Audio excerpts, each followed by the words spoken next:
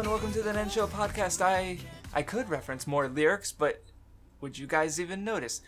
I am your host, Craftsdwarf, and we're here again, Mathwiz. Hello, Mathwiz. So this is the first YuYu Hakusho episode, right? We wish. You could go home now. Sorry, you're ahead of schedule.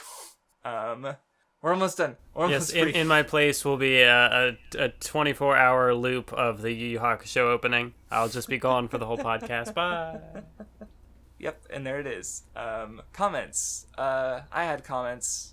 Did you have comments? 24-hour loop of YuYu Hakusho opening 1? Walking in the crowd. No. Yes, I do have. Okay, cool. I only had a couple. Do you want to start, or? Well, the first one is more of just like a jokey comment, because like Karabe is doing their counters for whatever, and then there was just a response from the Sasuke Shoto fan, who, because they were like, oh, should we do, I don't know if I'm going to do counters for Togashi's manga, and they're like, oh, count the hiatuses and mention how long each one was. Are we going to do a hiatus counter, just like the teleports behind you counter? Yeah, sure. No, it's just annoying amount of work to like put in the dings out. Like, it was just like, why am I doing this? Why did I make this decision? By the end of it, but easily. Also, so speaking, I guess I was gonna say, go on. What were you gonna? I'll remember what I was gonna say. Oh, well, I was gonna say also Sasuke Shoto fan was doing the I guess like the busty female count, and I guess at least going off of the most recent podcast, it's about a ratio of about 3-1. I don't really know why I included that, but it's just, I feel like their work should be recognized.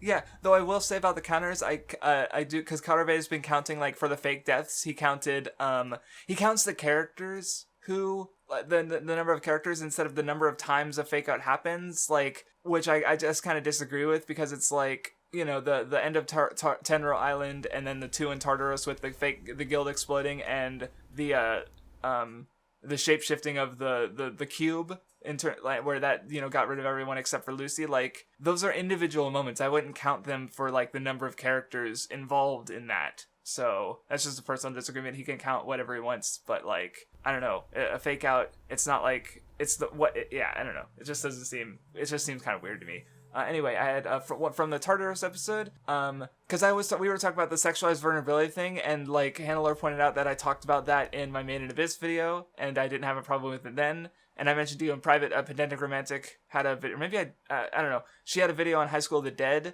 and you know, so it's been something I'm thinking about, but I do think I might have gone a little bit too far with that. Like, yeah, the sexualization doesn't really add anything to the Ursa, the torture scene, so it you know, kind of not cool. So yeah, I think I might have like had it, like done one of those things where I have an idea and then I run with the idea without thinking about it properly. So I don't know, maybe I'll come back to it, maybe not. Also on the Tartarus episode, Iara had some comparisons to the Fairy Tail and Naruto romances where it's like, I don't know, they were just pretty broad in general, but like just the general idea that like they seem kind of like not well thought out or just afterthoughts, I guess. I don't know. We've talked about romance before. There was more of like, you know, the minor characters are able to kind of feel more natural because there's less pressure for the author to make them a couple, whereas like with some of the more obvious ones, it's kind of, you know, because they're the obvious pairings, I guess the author doesn't, or feels a need to kind of force it more. I don't know. It's about something. The comment was something along the lines of that. Yeah, it's weird. Yeah. And then how many more comments did you have? Because I have one more. Well, that was one of mine. Ah, gotcha. But I guess did you have any? Go on. I guess I don't know, on the whole like the sexualization thing, because that's been like a recurring thing throughout this podcast, is me finding some way to criticize it. And I don't know, like I'm not perfect when it comes to getting my thoughts across on this stuff, but I don't know. Like the whole podcast I've been kind of like trying to express why I don't feel like Fairy Tail handles it particularly, or you know, in some cases it does, in some cases it doesn't, but I'm not always the best at like explaining the reasoning why. I guess it's something that I'm still like, I don't know. Yeah, because like I'm not a fan of it either. You know, I had the whole part 3 of the tirade thing, but like, yeah, it's definitely something if I reapproach, I have to be, you know, maybe I should actually do some research into it. Yeah. And on the the Avatar and Zero episode, my last comment, Greenbird, just had a nice comment, like, sort of contextualizing all of Hades' character, you know, from sort of beginning to end, which was nice to read. And that kind of, like, do you want to do the addendums now, like, before you get to the reading? Or like the arc and character addendums? Yes, if you even have any, because I don't. Like, honestly, the comment did more to, like, oh yeah, you know, yeah, Hades is definitely my favorite villain, to, like, you know, change anything character-wise than, like, you know, like I mentioned, oh, Zeref might be a potential favorite, but, like, reading it, honestly, like, I thought about, like, if I do a Zeref video, it would honestly just be, like, a less interesting version of my potential Yuhabak video for Bleach. So it's, like, because, you know, there's some basic similarities in, like, their goals and motives, you know, and refusal to accept death and remaking the world. So it's, like, I don't know. Not to say that Zeref doesn't have things to say of his own. It's just, like, I would have way more to say about Yuhabak personally. So, like, Zeref's just fine, I guess. It's just not, he's just not, I don't know, amazing. You know, again, I do like that he's a little different as far as Mashima's villains go, but that's, like, within the context of Mashima's own works. And I don't think this arc made me appreciate or dislike any other characters in particular that worth bringing up. Yeah, I was gonna say none of my character rankings really changed at all. As far as where I would even rank Were there any this... fights that you liked? No, probably not. You didn't even have any fights last time. So, and no, I don't have any new ones to add. I don't remember anything that even stood out. Yeah, I'm not even sure where I would rank this arc because I don't really like it. I'm not a fan. Is it your least favorite arc? It's not my least favorite arc, because it's not, like, as frustratingly, as Horatio says, but it's... Yeah, like, because a lot of people are saying, oh, this is the worst arc, and for me, it's, like, it was really boring. I do think the ending, like, I saw you tweeting about how you felt the ending was just like, or something about Shounen in general is that they spend so long on the story and then the ending is just like 1 or 2 chapters. Well, yeah, because, like, when I was reading Fairy Tail, and, like, they defeated Zeref, I was like, oh, wow, there's, like, a whole volume for, like, wrap-up resolution epilogue. That's cool. And no, Acnologia came back, and I'm like, Right? Like, the big plot twist is Zeref is the character mentioned in the first reading, but Acnologia is the final boss. Wait, no, what? Okay. Like, Zeref's the, like, prime conflict throughout the series, but no, Acnologia is like, LOL, I'm the final boss. So, okay, sure, whatever. And then there ended up only being 1 chapter of epilogue, which is just like... As per usual, right? So, like, because, again, I already knew about it, so I didn't have that moment of disappointment. What I took from your tweet is that you want 100 chapters of Fairy Tail slice of life. No. I mean, I thought it was funny that, like, after you read Fairy Tail, you're like, man, I want Shonen character slice of life for endings instead. But anyway, then taking you out of context. Yeah, I'd place Alvarez probably above Tower of Heaven and below Fairy Festival, so that's like 1, 2, 3, 4, 5, 6... I get my 8th favorite arc, which isn't very much, it's pretty much in the middle. Like, it doesn't have, you know, enough bad, like, again, Horatio Stace is still my least favorite because, like, they're bad and they suck. And then they didn't make the arc any, it was a mess. I mean, like, not to say Alvarez isn't a mess in some ways, that I can't remember off the top of my head.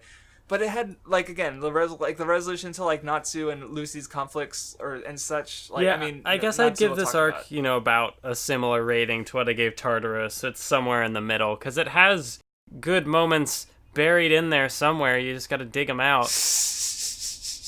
Well, see, for me, comparing it to Tartarus for me had higher highs and lower lows. So it's like, they're both in the middle. But, like, where Alvarez is just, like, mez, and, like, some good stuff. Like, the Lucy video is basically guaranteed, unless it turns out to be really short when I write it, which it probably won't because I have to bring up a lot of different conflicts and stuff, but, like, I like the resolution to her character. It was good. Lucy's still the goodest girl. But anyway, so yeah, that's our meh. Like, that's probably, we're gonna rate it at the end. But yeah, it's meh. I'm actually curious about your actual number rating because I did not see it, but we'll find out, I guess, later. It's a rating. Yeah, is that higher than Bleach? No. I know you already raised your Bleach score. We've been over this, but I still think it's funny. So anyway, Lucy's considering events Natsu and Happy break in as per usual. Or rather, they have the key from Mirror Jane or something. I don't know. I think that was mentioned like in one of the question and answers. So yeah, I'm reading it and I'm realizing that Natsu kind of sets up, because I guess like I'm not sure about the actual handling of it, because the sacrifice thing comes up again, and we've already talked about the old tier stuff last time or the time before that, I think, because of the in regards to how it compares to how the sacrifice thing was handled in Tower of Heaven, and like the kind of thing that keeps recurring in this arc is like Natsu says, I'll do whatever it takes to win, because if we don't win, we don't come out of this alive. And, like, there's sort of a contradiction is there, because, like, the characters keep trying to sacrifice themselves. Some of them do, and, but, like, if they sacrifice themselves, they don't come out of it alive. And then you get, like, these instances of characters trying to stop others from dying. Like, Gajeel, Levi doesn't want him to die. No one wants anyone else to die. And they haven't quite, figured that out. I'm not sure if there's, like, a clean, like, exploration of that idea, but it's just something I noticed it recurring. And again, it kind of, like, there brushes with the potential, iffiness with the sacrifices from earlier, so. But he does set it up, at least, again. So, yeah. And there's just more kind of calm before the storm. See, it's, like, just stuff we're in one of those stuff happening moments where, there's airships, and then they fight the airships. They have Jupiter Cannon from Phantom Lord somehow. The Dragon Slayers are really stupid and they jump onto a moving vehicle. Oh, there is one kind of nice thing where Natsu, he's like, he's struggling against mooks. Oh no, these guys are really strong. Even though Natsu already like punched like one of the Spriggan 12 in the face, but he's like, well no, I gotta conserve energy because like, we gotta keep fighting. We have no idea how long we're gonna keep fighting. And I'm like, oh hey, that's neat. Like they've been like, what? Natsu showed restraint? They're just like baffled. So it was a kind of neat little detail, I guess. Oh yeah, there was even like the panel where Happy's like, I can't believe it. Natsu planned ahead. My boy's growing up.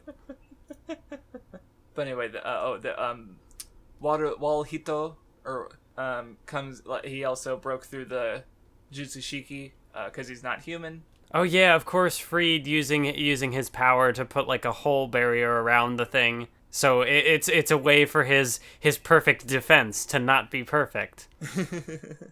There's a nice little moment where Morin and Max are like fucking terrified. But they're I think Max says like, we're scared, but we have to protect our home. And because Mavis was like, she was going through her scenarios in her head, and she's like, I can't see a way to win with her tactical mind. But then seeing these relative weaklings, even though Max is like comparable of strength to Natsu before the time skip. But anyway, they're she what was I saying? Yeah, she's sort of like, gets more motivated to keep trying with the strategies and stuff. So yeah, like Doom is coming to the guild, and bath scene between Lucy and Brandish. That was a thing that happened, I guess. I don't know, someone mentioned, I don't remember or if I've seen the interview, but I have heard of this before. Apparently when designing the Spriggan 12, Mashima deliberately wanted to give them powers that were overpowered as shit. Yeah, he in the afterword it referred to them as like cheat powers or something. Yes, that was it. Right. Okay, it wasn't an afterword. Okay, I must have skipped that one. And Brandish is definitely the peak example of that, because I mentioned last time, like she could literally kill any of them instantly by just fucking, like she even does do that, like with Natsu, she messes with his tumor and stuff, and what's her face, the other chick, even points out like you could have literally just killed him at any time. And she just didn't want to. So, like, basically her becoming an ally was, like, the only way to actually deal with this character, because she's too fucking overpowered. Yeah. So, that happened. And it turns out they have history together, because of their moms. Okay, I've come up with a new catchphrase. So how in certain other shonen that we've gone through, I'll be like, oh, that was a fight. But for Fairy Tail, it's like, oh, that was a fan service scene. Yeah, it sure was a fan service scene. I think, like, literally the first chapter, and it, like, only, like, maybe the first couple of arcs were, like, the only, like, any major arc, Lucy ends up just losing all of her clothes. So it's like, God, stop it! I feel like she spent like half of this arc or whatever. It felt like where she's like, multiple times throughout this arc. Like Mashima really got. It's the final arc, so you got to have everything, and gotta be real. What's the word I'm looking for? I don't know. It's the scale. So even I don't know. I don't care. Can this episode be over? Mathwiz thinks in her head. Ursa and Gajeel had a fight, and it was a fight. It was a fan service scene. Wait, no, that's not right.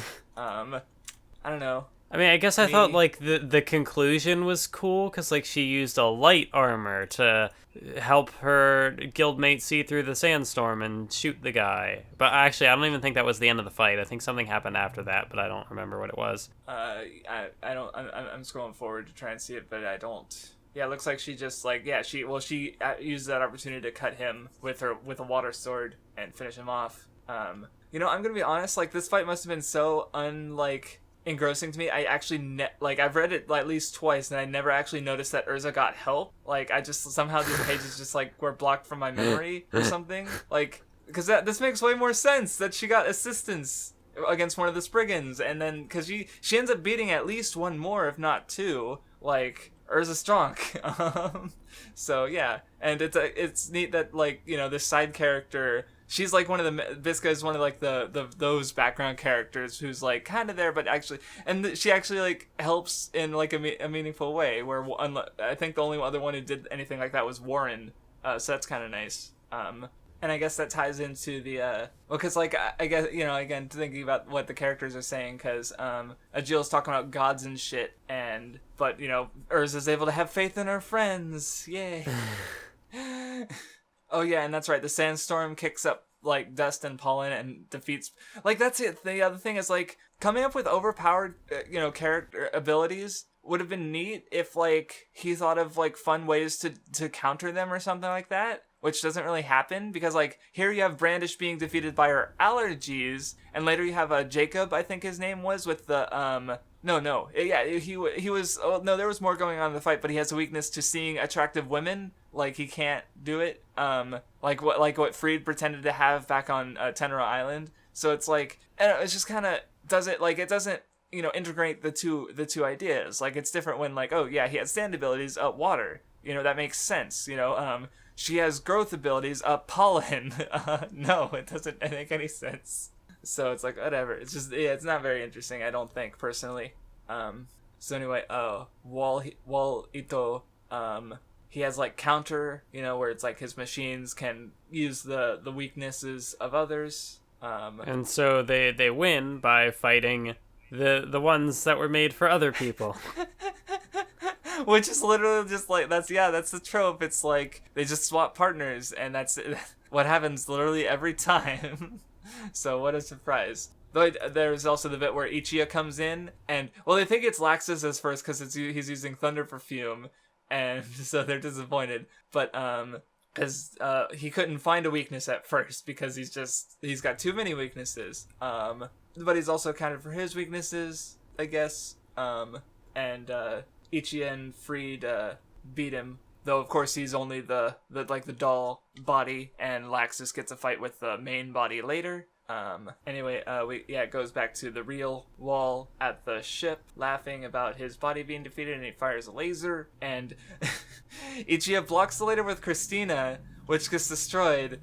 But then, I guess they immediately go back to rebuild the ship during the fight, and because it becomes even more important later. Yeah. So yeah, that happened. It was such a big moment too. They're like, oh, he used his ship to protect his friends like they protected him. But then it comes back later. Okay. Yep. Like Christina, the ship just keeps getting destroyed. I think it gets destroyed at least 3 times because it got in Ratio and Sace. It's and then it gets repaired immediately after. Mashima is so invested in the fake deaths that even the ship gets death fake outs. See, when Oda did the death with the ship, it was real. No, I don't know if I thought of that. But anyway, Brandish is captured. Her one minion ends up breaking in to try and kill her, or something. They also get reinforcements from like Sabretooth, Blue Pegasus, Mermaid Heel, and Lamia Scale. And basically they break up into teams to deal with the 4-way attack. And also you got the three gods, the 3 emperors, the 3 heavenly kings, and Jura. We'll talk about them later. I mean, I talk about them in my top 5 funniest moments video, and if I redid that video, it would still be one of those top 5 moments. It's so funny. Holy shit. Now I'm wondering what could be the funny moment, because I'm remembering what happened, and I'm like, I don't know. So yeah, anyway, Natsu heads off to... Oh, there's a little bit... I don't know what the payoff here was. Or maybe I just haven't thought about it yet, because Urza's saying to leave, Zeref to Natsu, and Gray is saying that she puts too much trust in Natsu. And they're kind of fighting a bit, and of course later there is a conflict between the 3 of them even, more or less. So yeah, Natsu has his first round against Zeref, and of course as a reader of a manga, reading chapters 464 out of 400 or 545, you're like, yeah, this is the last chapter. This is the last conflict, right? There's gonna be a whole 100 chapters of slice of life shenanigans. No. Didn't turn out. Did you have any thoughts on Natsu versus Zeref? I mean, I guess it was interesting that 100 chapters away from the finale. Well, not quite 100, but it's like, we're just getting right to it. Whoa, what could be happening here? But it was, I don't know, Natsu can't kill him because he would die and he has to live. Right, which of course goes against his earlier words of that he, he said, I'll do anything, but then he won't, or no, he was willing to kill himself, but Happy didn't want him to die. Yeah, because it was what Natsu said to Gray that one time, don't use Ice Shell because then you'll die. And so Natsu was going to be a hypocrite, and Happy's like, no, don't do that. This isn't Naruto. Hypocrisy's not a running theme. And also the other thing is, Natsu's using Igneal's power, it's a Fire Dragon King thing, and but and that ties into the thing where later it was Natsu, are you a demon or a dragon? He's like, wait, I'm not either, I'm a human. So he couldn't use Igneal's power, he had to use his own power. Boo, themes. Yeah. Themes. Boosh, I love that. That's good. Because the other thing I was noticing is that Igneal didn't want Igneal didn't want Natsu to kill himself either. He didn't he was more focused on Acnologia, not Zeref. That's why, he came out during Face, and Acnologia was coming. I think Acnologia was coming, before Igneal came out. So it's you have two, the Magic Council's bullshit, you had Tartarus, and you had Acnologia. So that's when the dragons decided to come out, as opposed to any other crisis, because, on Tenro Island, it was just, Zeref was a non-issue, and Acnologia was there. And there also was no Sting and Rogue yet, so, but yeah, so, that's one thing I just realized right now. But yeah. Oh, by the way, I guess the other thing is I talked about how remember in the Fairy Festival, Natsu and Gajeel couldn't go through the barrier. I said there were 2 possible reasons. One is that they have ghosts inside of them that are older. The ghosts are older than 80 years. The other thing is maybe a bit more of a stretch, but it's Natsu is from 400 years in the past, so maybe the barrier's you were born 400 years ago, so I don't know how it's magic. I don't know how it works. Yeah, that could be it. That was another thought I had, because that Natsu is technically even though his body is only however old it is, it's also from an older time period, so maybe that's how it works. I don't know. But yeah, we find out that Anna and Layla Heartfilia used the Eclipse Doors to send the Dragon Slayers to the future, so that they can get they can have enough magic to so that the ghost dragons could exist, and also stop the dragon transformation. And yeah, we already talked about the Natsu, he was willing to kill himself to defeat Zeref, but then if it meant saving the guild, but Happy didn't want that. And also Zeref is no longer interested in dying, so to speak. He did kind of let Natsu do it, but then he also said but I also, so contradiction. Woo. So yeah, I remember being really confused back when I was reading, because Warui or Wall Ito is in the original Japanese is Warui Hito, which is literally just means bad person or bad human. So the fan sub or the fan translations first translated as bad man with 2 D's and 2 N's. because that's what it means. It's bad. Like he's just a bad man, even though he's a robot. And so I think I'm glad that they, that they changed it for this official release, because it's a little close to Bloodman or Broadman. Like I remember being confused because I was like, why do these two guys have like very similar names because of the translation. So yeah, just a aside. Marin tries to kill Brandish. I don't even remember her name, but the God Slayer of Time. She defeats Kagura by stripping her clothes. So anyway, Brandish and Lucy talk about their backstory. And Aquarius comes to the rescue. Hey, Star Memory. That's a place. I understand that reference. But yeah, Aquarius, it explains their proper history, where Brandish's mother was entrusted the key, but Zoldio killed her, and yep, that happened. I just thought that the one line of dialogue was kind of funny, because Brandish is like, oh, you shouldn't be so trusting of people, and Lucy's just like, I've shared a bath with you. You don't seem like an evil person to me. It's like, yes, flawless logic. Funny, I think that was supposed yeah, I'm pretty sure that was supposed to be more emotional than like, oh, look how sweet a girl Lucy is, and you just find it funny. That's fair enough. Oh yeah, so here's it's an idea I like that turned out to not be what it was at all, because what the healer lady says, because Happy brings Natsu back because he's sick, and so apparently there's a thing in this setting where it's like if you use too much magic, because as she says, every time Natsu does anything, he overdoes it. So I just really like the idea of using too much power makes you suffer in a way. Of course, it actually turns out to be his demon side, sort of now he's actually recognized that he's a demon. Zeref, proved it to him by shooting the Book of End with a beam, and Natsu got hurt. I don't know. I just because again, Natsu is all about power, so having him sort of having suffer for that and having to figure shit out. Because again, he did have that I've better not overdo it at the very start of the battle, but it turns out that's not what it is at all. So oh well. Yeah. But I don't know, maybe one day I'll find a series that does something like that, because it's kind of cool. Yeah, it is a weird mechanic because it does imply that it is a thing that can happen, because if it didn't exist in the setting, nobody would have brought it up. But it's also not the thing that was the problem. So it's a mechanic that's introduced that doesn't really amount to anything, but it's oh, that's a thing.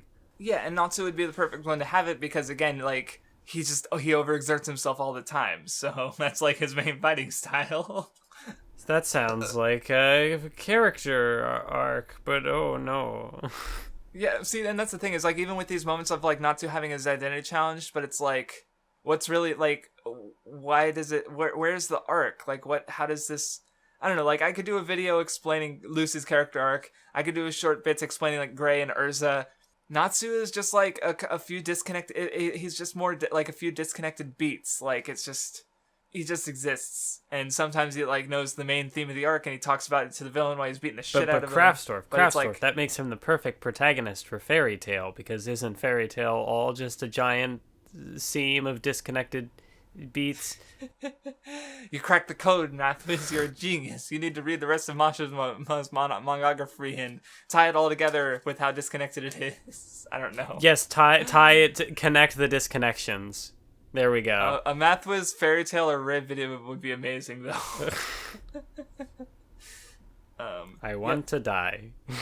But anyway, Aquarius, Brandish gets rid of the tumor, or shrinks down the tumor, so that Natsu can be okay. Aquarius explains that her key has reformed somewhere in the country, so she'll be able to meet Lucy again, but she's gone for the rest of the arc.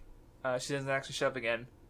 There was also, I guess it was somewhat interesting, at the start of the arc, Natsu and Happy were oh, we're gonna do this thing after the battle's over, and then Lucy's no, don't do that, don't say that, because in stories when you say what you're gonna do after the fight, then it's a death flag. But then here she kind of moves past that, 'cause she's okay, after the battle's over, I'm gonna go find Aquarius's key. So it's I don't know what it means, but it's a thing that's there, and I guess it's interesting. Well, I think there was a comment like that where it's because I think the point of winning the battle is to do things after. So he's calling it And yeah, that's the thing is, like, at the end of the day, like, even if there's a death flag, none of the main characters die. So, despite Mashima's best attempts to make us think otherwise. There was the point in one of the afterwards where it was right after the thing with Gajeel, and he's like, oh, some people weren't happy about that, but he's like, it's gonna keep happening, and I'm worried I'm gonna lose the reader's trust, and I'm like, okay, so no one dies. So even like when stuff happened and Mashima's like, no, this character is dead, I'm still like, are you sure?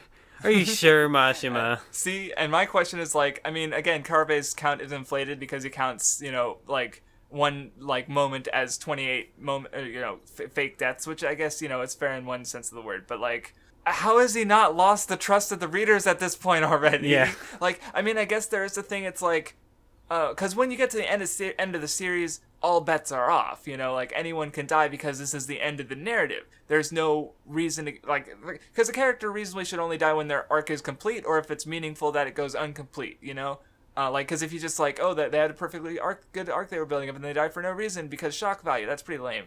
But like, if Mashima was going to kill off like, I legitimately actually did believe that Makarov was going to die when I first read it. So like, I don't know why.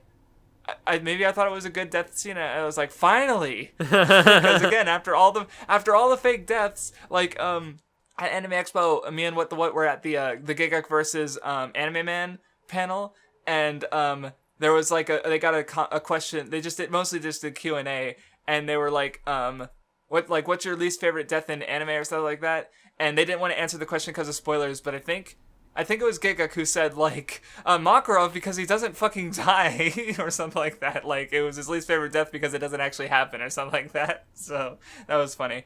And absolutely true. So, yeah, it is fun. And I think I also saw in an interview I tweeted about after I did the tirade, where Mashima mentions how, like, he didn't kill anyone in Rave, or no, he didn't kill anyone in Fairy Tail because he did do it in Rave, and he felt like Rave was sadder as a result. And so he didn't want Fairy Tail to be sad.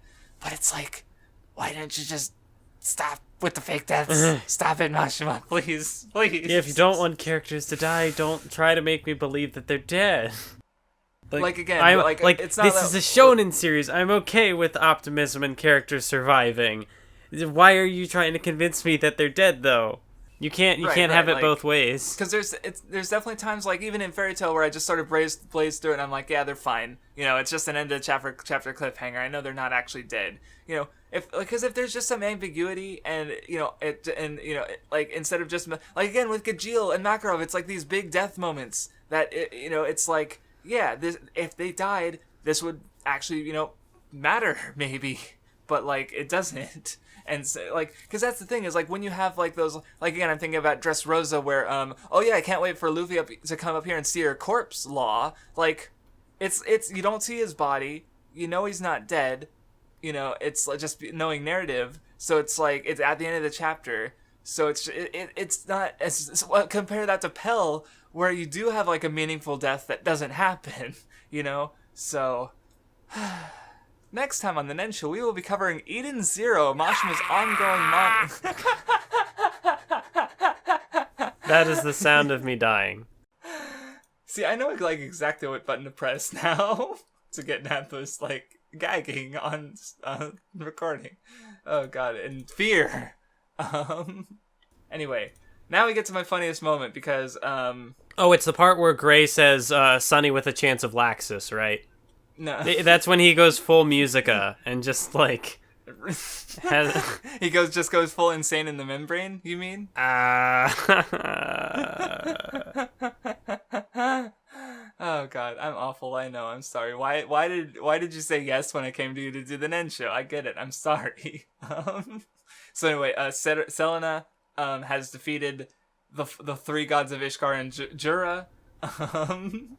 Well, see, it's like, they're down and defeated, and then they like get back up and fight a bit more, and he wins again because he's a dragon slayer who has 8 types of magic, and he keeps combining them. So he just beats them again, like they were like, we're not down yet. Okay, now we're down. Like, but then have a chapter. Yeah, I guess it is kind of pointless. And then Acnologia comes in, and he's like, dragon, and he just fucking This is it, because it's just like because basically what I'm laughing at here is just the ridiculous like the hype, I guess, because it's like, oh yeah, the 10 Wizard Saints, they're a big deal. Oh, the 4 Kings of Ishkar, they're the bigger deal. Oh, Selena, he's the biggest deal. Oh no, Acnologia, and because it's not even like a real fight. Acnologia just like he walks through Selena. And he's dead, like literally fucking 100% dead, and has to get brought back to life later. Like, it's funny, Mathwiz. This is where it just my bullshit meter breaks, and it just becomes funny. So yeah, that was top 5 moments in Fairy Tail, funniest moments. When power scaling goes too far. This is like, we're not even on the same scale anymore. It's like stacking different scales on top of each other and trying to like piece like, okay, well, which one is the more... Yeah, I mean, like, I guess it does kind of make... Oh, like, because, again, the 4 Kings of Ishkar, like, they were decided by the council. So, again, like, no will to recognize Fairy Tail at all. Because, and especially by this point in the story, I mean, that was a year ago, and now all the characters have gotten, like, way stronger. So it's like... They're all the 4 kings of, like, there's just not enough kings, because half of Fairy Tail would fit that description. But still, it's just, again, it's like, just the ways the hype is just being completely, like... No, yeah, because it's like, these are the best. No, this guy is the best. No, this guy is the best. Exactly.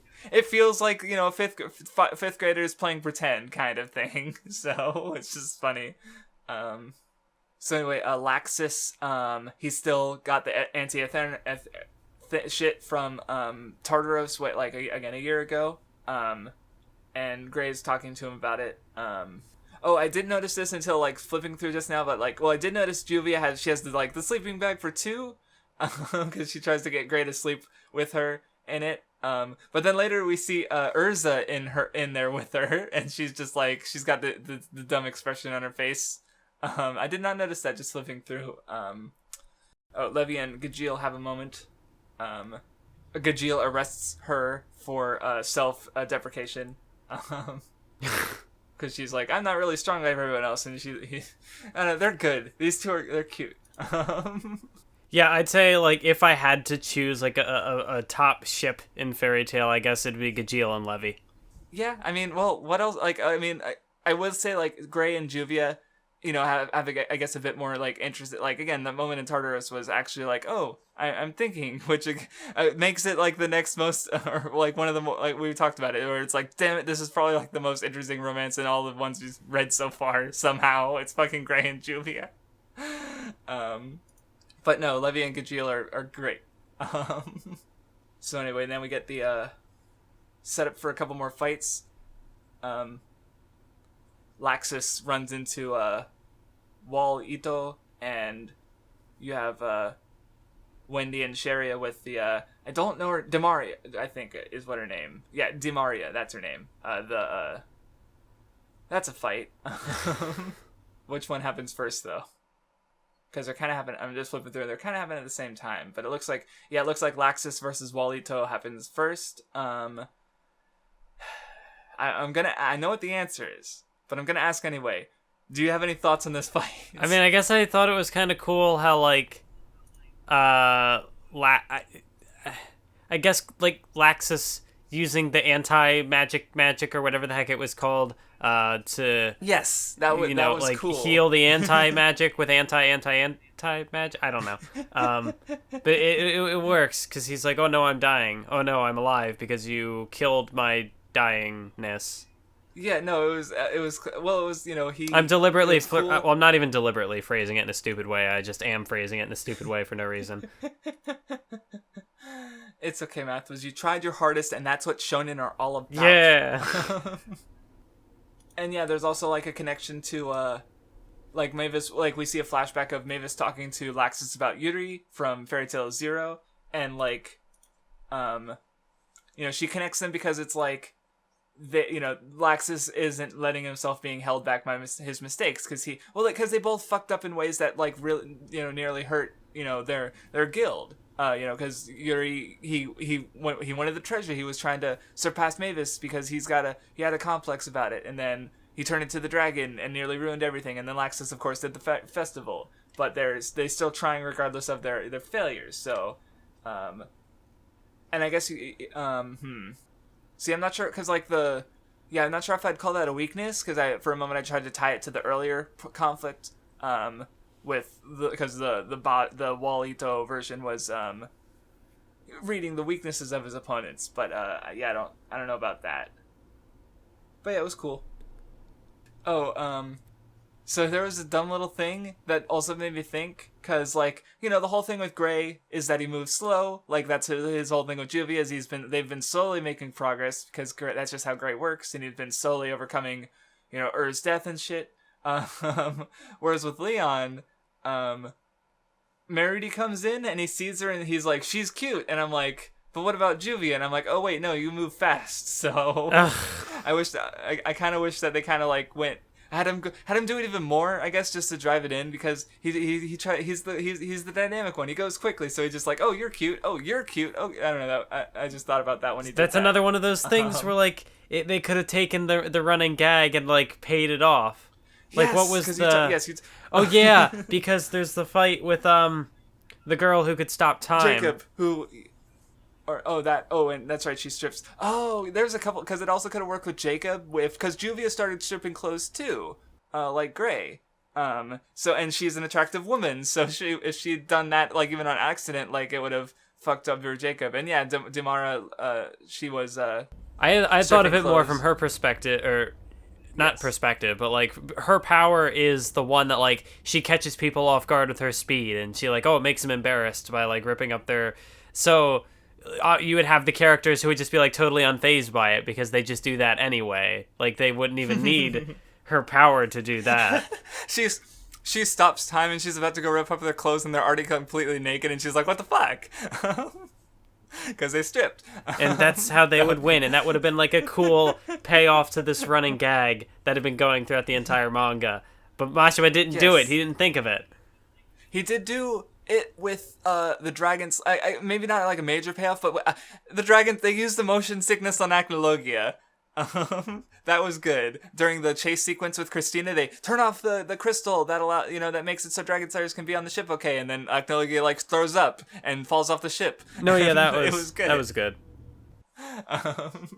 But yeah, so it would have been great to have more payoffs like that. So yeah.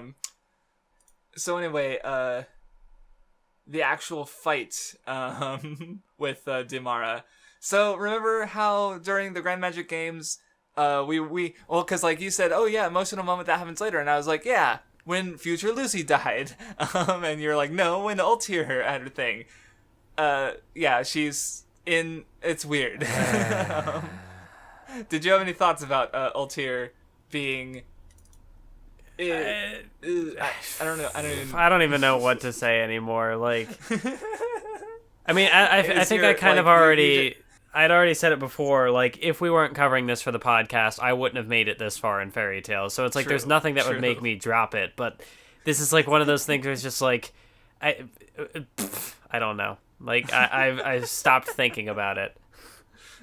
Your give a fuck meter has broken long ago. I think it shattered during the Dragon Festival, and you've just been broken as a broken shell of a woman ever since. So anyway, yeah, but she's just because of my sacrifice, I'm stuck in time. Which I don't understand because she isn't dead. She has another form or whatever. It cuts to her commenting on the situation. We see old Ultier yep, things are happening, but this younger one is in the stop time and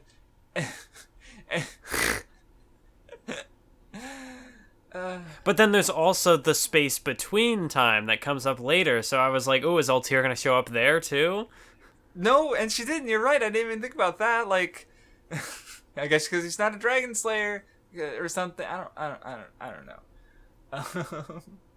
But anyway, there is she's a god slayer she uses takeover god soul as opposed to devil soul like Mira Jane uses, but which of course makes her weak to Sharia. And this trope also showed up in Rave because there was also the kid in the final arc who used the magic to make himself go super old. and or he like aged super quickly, but it also unleashed all of his potential, and that kind of happens with Sherry as she gets a bit older with her third origin, and it made me think of Rave again, or it looks like it at least. Yeah, she looks taller at least. And then of course she, well, I think Mashima mentioned in one of the question and answer things is that like she does lose her magic, but it's a Hunter x Hunter thing where like she can get it back. Wait, shit, that's a spoiler. Because we haven't even read Hunter x Hunter yet, and that's anime only, or not manga only stuff, so he confirmed it in an interview anyway, but yeah. Whoops. It's fine. We're close to Hunter x Hunter. We're getting there. Soon. I mean, I don't think we're actually going to be able to read that chapter. I don't know, we'll have to talk about the chapter split up, because it's like, there's like let's go ahead. Let's talk about that now, and let's just shelve the fairy tale discussion forever. Anything but Sherry the fairy tale. Moving on to fairy tale. I will say I definitely hope we don't have like, because here's the thing is like right now I have fairy tale sitting at a 6, and I'm like, you know, again it's like there's a lot of bad, there was some good there, you know, part of it is lingering feelings from, you know, when I did first read it, and you know, I have a long history of fairy tale, but like I do want to know, like when I as I go through all these shonen series, as I'm going to do eventually, like what could possibly be worse?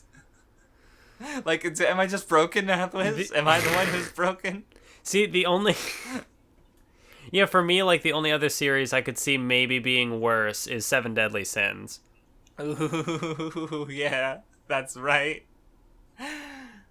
Cause yeah, I mentioned to you before, cause like you watched like what part of season 1 and didn't care for it. I watched the first 5 episodes of the anime, and or was it the first 4? I don't know. It was 4 or 5. Yeah, and I told you that he has like 2 long-running shonen manga as a 1 out of 10, Fairy Tail and Seven Deadly Sins. Oh. So wait, wasn't I think Seven Deadly Sins was also a weekly shonen magazine manga? Maybe there's a correlation. I don't know. Yeah, no, there's actually a crossover even, like just a one. Well, it's 2 one-shots where one is like it's the Seven Deadly Sins characters as drawn by Mashima doing a little Christmas themed thing, and then there's the fairy tale characters as drawn by the author of Seven Deadly Sins in a holiday thing. So it's like, it's neat. It exists. A competition to see who can be the most cursed. It's actually funny because like I don't know, I like the Mashima one better, and this was back before I reread Raven Fairy Tale, so the one that was drawn by Mashima, I mean. So yeah. But anyway, back to Fairy Tale. Jacob comes into the guild. I think Jacob, that's his name. And then he's able to like vanish everyone except for Mavis, who is a ghost. But Lucy was fine because of Horologium. And still, you get the, like, Horologium takes away the clothes again, but he didn't back when he did it with the, I forgot his name, the military guy in the Grand Magic Games. So whatever. There's a girl involved this time, so the clothes have to go, even if Natsu's clothes go too. But I will say, I think this is probably my favorite fight. My favorite fart? What? No, my favorite fight in the arc. Because it's Lucy and Natsu. You know, they tend to have, like, good stuff when they team up. And did you have any thoughts? I mean, yeah, like, any sort of fight that, like, Lucy can do something is cool. She tends to have some of the more interesting fights consistently in Fairy Tail. In spite of... Yeah, right, because she has to use her brain, and, like, that's what she does. Like, I legitimately, especially when I first read it, when she, like, uses the, Marin, who has she, like, steals his magic with Gemini, and because he has the power to counter things with, like, that was, like, one of the first things established, is he has the ability to, like, fuck with people who, like, use spatial, like, control magic. Like, he immediately shuts down Lucy and Ursa, because they're, like, accessing other spaces for their magic. And so, like, but Lucy's able to use this to completely counter Jacob, and so, like, even though Makarov is technically the one who gets the last hit, like, it's basically all Lucy. Like, she's the, you know, because she's the one who came up with that. Well, technically, Natsu was the one who got the last hit, because, like, Makarov knocked him out of the guild, and then... That's right. Then he knocked Natsu out of the guild, and Natsu, like, did the fire thing. That's right. I forgot about that. So you're right. It was Natsu. See, I was just remembering the Makarov punch. Because Makarov, that's like the poor old man, he just gets the shit kicked out of him and he has heart attacks. Like, it's so rare that he does anything. And there he was punching Jacob. So, because like, that's the thing. He's one of the strongest mages, but he doesn't get to really fight any of the Spriggans. So, oh well. Very sad. Even when he's like one of the stronger members of Fairy Tail, he always gets sidelined. He's taken out of the arcs. And then like now when the characters are just surpassing him and he's just kind of there. Right, like this is the one arc where he could have like done something and not like actually overshot. Because yeah, that's. I mean, I guess he did do one thing. He used fairy law, and that was a contribution. Yeah. I guess it got rid of the mooks that didn't matter in the first place. Yeah. Yeah, I guess you're right. Sad. Oh yeah. So anyway, August keeps getting hyped up as being the strongest one. Like Brandish mentions how August is the month of fear in Alvarez because of his power. It's so weird because like there is a point though where it's like, oh, August might be the strongest, but that's to say, you know, the strongest man of the Spriggan 12. There's actually one who could be even stronger, but then later it's like, no, actually I am just the straight up the strongest. It's like, I didn't care. You didn't have to point out, but it's just like we gotta hype up each individual character at the moment that they are relevant, and then, you know, who cares if it goes against. And again, it's like you just didn't have to do that. You didn't have to say which one was the strongest. I don't care. But I guess one last little thing to say about the Jacob fight, but it's more just like this arc in general. And I don't know, this might seem like a weird point to make considering how I've talked about the topic in the past, but like, so one of like the jokes with the part where you know, like Jacob he has the thing where he's like, oh, he's embarrassed by you know, when Lucy strips or whatever. And Natsu just kind of shrugs it off. It's like, she wears skimpy clothes all the time, and he like doesn't care. But there's never really a moment like whenever something like that happens to Lucy, like she never has a moment where she's just like, oh, I've been here so many times before, like it doesn't even matter. Like I feel like there would be a degree of, not only is there like a degree of maybe more ownership to that, but it also would just be anything different to like subvert the joke or do something to try to make it not literally just repeating the same thing over and over again. Yeah, that would have been nice because Lucy's always vulnerable, and it's like, let her be in charge for a change. Yeah. Oh well. So anyway, Gajeel and Mira Jane, the V team group heads out, and Sabretooth and Blue Pegasus got ruined. Oh, that's right. Jellal exists. I forgot about him. Let's keep pretending he doesn't exist. It's okay. He doesn't even do much. He beats one of the Spriggans, I guess. But yeah, well, because he's fighting with Kagura, and they get face to face with Simon, who is being sort of like revived more or less by Nineheart, who he does that. Like he brought back literally the only like character who dies and stays dead on the good guy's side. Oh, and we get another because it's Ursa moment, or at least one, you know, where, well, because he brings back a bunch of, you know, ghosts. Yes, like and she just like intimidates them away. Like they disappear because they're just like in fear. That is like, yes, that's like another one of those just like crazy Ursa moments that is just like, it's so over the top that I love it.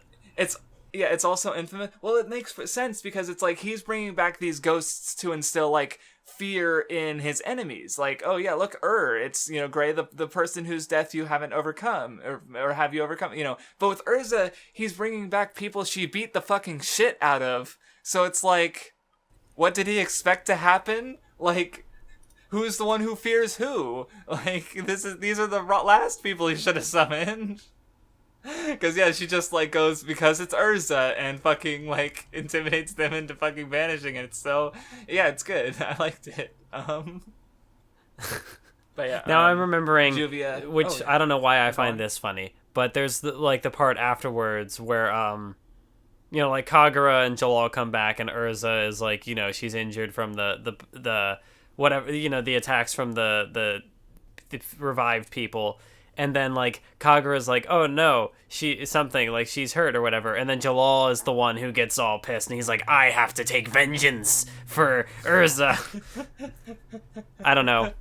He's such a protective nerd. Like, I mean, he was kind of like that back when I remember in the Grand Magic games, they were fighting some of the like little dragon things, and Ursa was wounded, and Jellal was protecting him because she was wounded from Pandemonium, and then fighting the that's right, Kaguya and Minerva. That was right. I mean, I guess it's probably just because, like, I don't know, it was just weird that, like, Jellal got all angry that Ursa got hurt, but not Kagura. Like, she didn't. Yeah. I guess it's just because that's not the ship that Mashima's going for. But what if it was? Well, there is that one moment later. No. Oh, yeah, there's a bit of a moment where it's, Oh, yeah, I forgot. There was also the character moment for Kagura, when, like, they both got, she was like, oh, Jellal, the one who killed my brother. But then she had to save him to not let him die. So yes, she got over her vengeance, which was, yeah. Yeah. There was also a bit with, he's giving some level of closure, because there's also, Lion and Gray are both facing off with and Lion's, he's saying, like, oh, I never got the chance to overcome, her death, like, you did, because he's been moving, like, well, because he says, like, oh, you've moved past everything. But it's like, he's moved much farther because he's actually been moving. Only because, like he said, because he had to keep moving, and now he's like, hey, get walking. So, and I believe, they also do it. They do a team up attack, and everyone else gets a bunch of, like, there's just a spread of a bunch of moments, like Laxus is just like, okay, Hades, you're over, so I'm canceling you, And yeah, like you said, Kagura and Jellal team up to defeat Neidhart, yeah, or whatever he's called. And then they're like, oh, Irene, she's the strongest, except for maybe August. Oh, that moment, the kiss. Yeah, because, like, she had to, do, like, mouth-to-mouth to, like, because Jellal was drowning. And so then she's like, she got all embarrassed for some reason because she's like, oh no, I stole a kiss from Jellal, so I have to get even with Ursa. And it was, I don't know. It's a joke. It's there. Ursa's expression is good though, I just like her because she's just like baffled. Well, yeah, because like Kagura doesn't explain it. She's just like, I'm sorry, and then she's just like, what? And she just like disappears into the background. Although, we did talk about shipping earlier, I would already be, like, a bigger fan of this relationship than whatever Ursa and Jellal have. Fair enough. I mean, they've kissed more. You're right, because the one that they were going for arcs ago didn't happen. Well, it's like, it looked like they kissed from the silhouette, but then the words seemed to imply that it didn't actually happen. Like, no, we can't, or something. Like, they almost did, and this time they actually did, so, okay. Although that is kind of funny, because we talked about, like, that one comment who brought up, like, shonen relationships before. And to, like, go back to Gajeel and Levi, like, that's something where, like, there was explicitly, like, it was like, transferring air, but it's very explicitly, like, framed as, like, a kiss scene, and then there's even a part in this arc where there is a character actually says, I love you, which, how often does that happen in a shonen romance, like, where characters just always, like, tiptoe around the topic, unless you get, like, that one Naruto sequel film that came after the manga ended, so it wasn't, like, part of the manga, it was, like, something afterwards. It's, like, so... That doesn't happen normally, so it's like the fact that, it is like a side relationship or side character relationship, but I don't know. It was neat. Yeah, no, it's like, yes. All the more reason that Gajeel is best boy. He's a good boy. I want to look up a pronunciation real quick, so I don't do another Kamiye. Because is it Larcade or Larcade? I don't. Is it Mavis or Mavis? Well, that one. Excuse me, I'd only read the manga. That one's not my fault. It's a Rakedo, so it's Larcade, I guess. Yeah.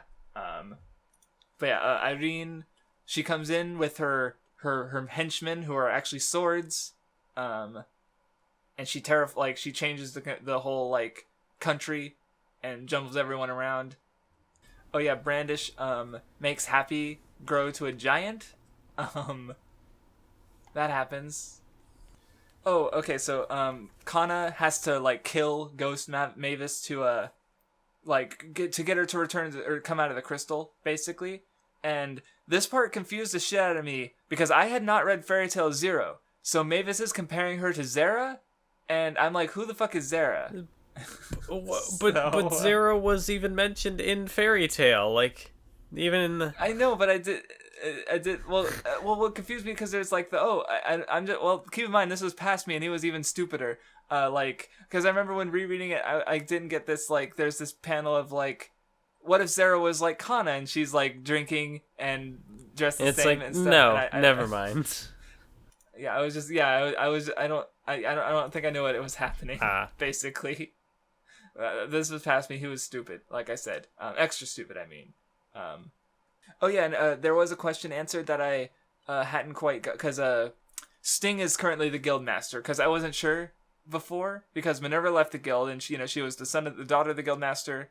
She was probably one of the strongest mages, but nope, Sting's the guild master and he's beat up because everyone got the shit kicked out of him and he's feeling bad, but they're like, hey, go, 'cause I guess like he's dipping into that like weakness and failure thing that was the guildmaster was like, hey, no, none of that, and now he's feeling bad, but no, he gets slapped, and they're like, no, let's get back into it. So yeah, that happens. Oh yeah, there's a bit of a callback where Gajeel is like because he gets angry at Bloodman and the crucifixions, basically, because he's like, hey, you reminded me of like the worst part of my past, like the thing he's most ashamed of is like hurting Levy and Fairy Tail members like that. Which means he's not that ashamed of throwing knives at Lucy. Rip. I hate to keep bringing that up, but like, damn it. Oh yeah, the rest of Horatio and Sace comes in because why not? So did you have any thoughts on Gajeel versus Bloodman or? I mean, it was kind of weird how like the explanation given for Gajeel's immunity to the I kill people power, which it's like, there's iron in the anti-magic particles that what? Excuse me? It's fine.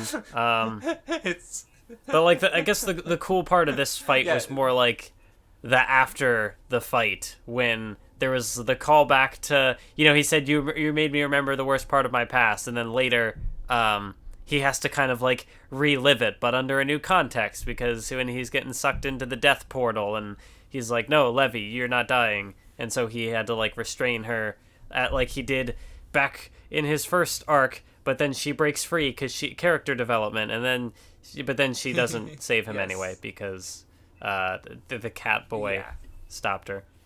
Lily, that's the name. But yeah, well, there was also the little exchange where he was like, oh yeah, this is my place to die, and Levy's like, what the fuck? Yeah. But then she's like, because she makes the mask, and it's like, oh yeah, this mask filters out the particles, but it doesn't actually do anything, so she's like... I also like how the mask she makes is just the word mask. Like, it's not... Because that's how her magic works. Yeah, it's good. Right. But yeah, then he has his tearful death scene, where he's like... he thanks Levy, and he's like, "Wow, because I guess Levy gave him a reason. Because if he did want to die, like Levy gave him a reason to live, and now he's dying, except not really.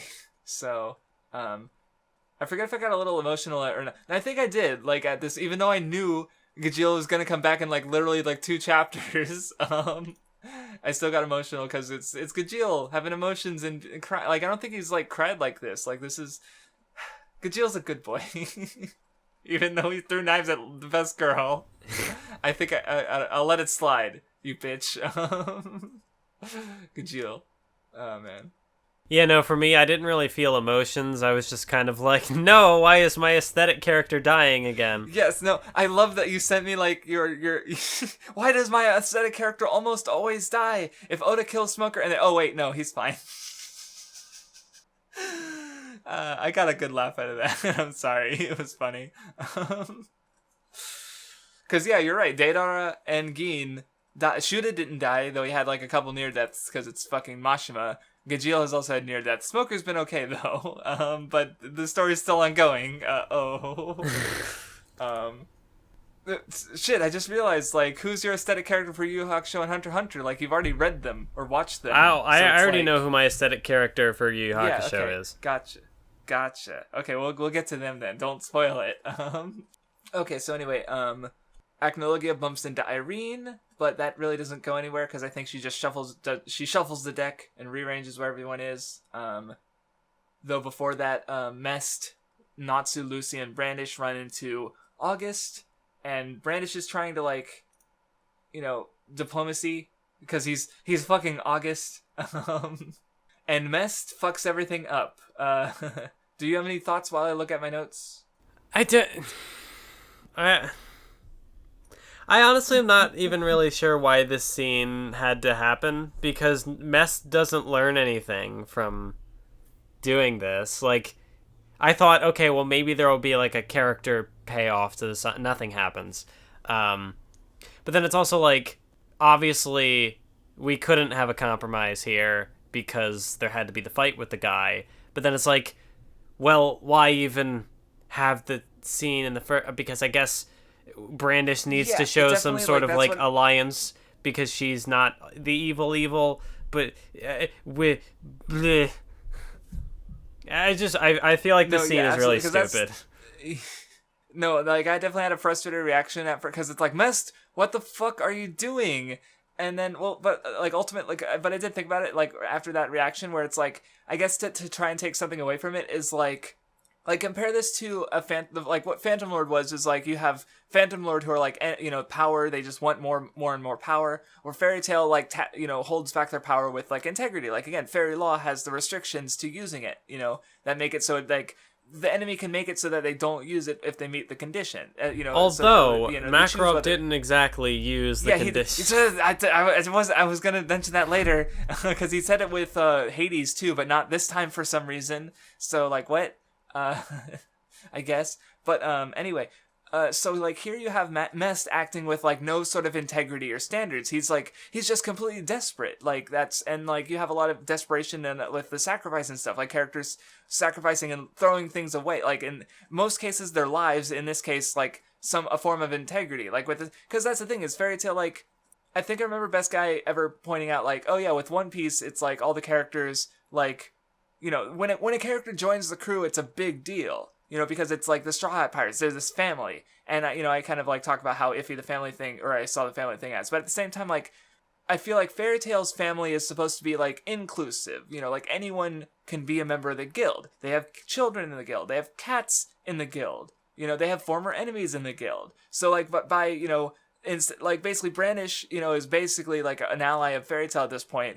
But Mest turns an outstretched hand into a sword, and, like, August could have been a potential ally. Like, he has a big complex about family, as it turns out.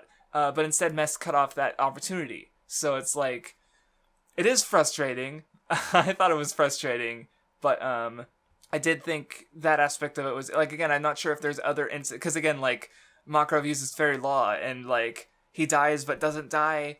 So but because he doesn't give the code, is he supposed to be throwing away the integrity part of Fairy Law? It doesn't seem like it. So, like, it would have been neat to see the idea more. But yeah, so I don't know. I got something out of it, even though I was also frustrated when it happened because it's like, Mest, you dumb motherfucker. I don't know. I just would have liked something more of a payoff to this for Mest. But, like, I don't know. It just happened, and I don't know. I guess he just moves on from it. Yeah, because he gets, like, told off. And weird, because this is kind of his only real, like, big moment in the arc. Because, I mean, like, he does stuff later, like, he saves somebody, but... He teleports, and this is just, like, Mashima's like, hey, I could have this character do, like, because he's got the memory stuff and the teleporting stuff, so he's just, like, he can do whatever Mashima needs him to do, so it's like, okay, sure. He's, like, I'm not sure if I'd call him a plot device, but he's, like, a plot... manager almost, or logistic. Like, he's just there in the background. I don't know. Mest is messed. So anyway, then we get the moment where Irene restructures the continent. Mavis and Zeref both end up at Fairy Tail. Of course, like, everyone gets shuffled around randomly, but Natsu still ends up on top of Lucy's boobs because, of course, this is Fairy Tail. I see what you did there. But yeah, Gajeel is perfectly fine. She runs into Zera, which I guess I was fine with the explanation where like Mavis being restored is like, you know, she's not fully, you know, conscious or aware because she's back in her normal body. So subconsciously she's creating the Zera illusion, and she's stronger now, I guess, which is why other people can see it, or I don't know, something, because Yuri couldn't see it, so I don't know. But whatever, it was fine. I didn't mind it, at least. But you did get a bit of hurry with Gajeel. You know, she's gonna help the guild. Oh yeah, that's right, because when people get shuffled around the island, Gajeel gets shuffled out of the death portal somehow. Is that what happened? That's right. Fucking... And that actually kind of makes sense. But not the other guy, not the guy who dragged him into the portal. No. I don't know what happened to him. But anyway, everyone regains their bearings. Zera's able to give some instruction. Okay, what you had said earlier about, like, oh, when people join the crew in One Piece, it's a big deal, whereas, like, Fairy Tail is more inclusive.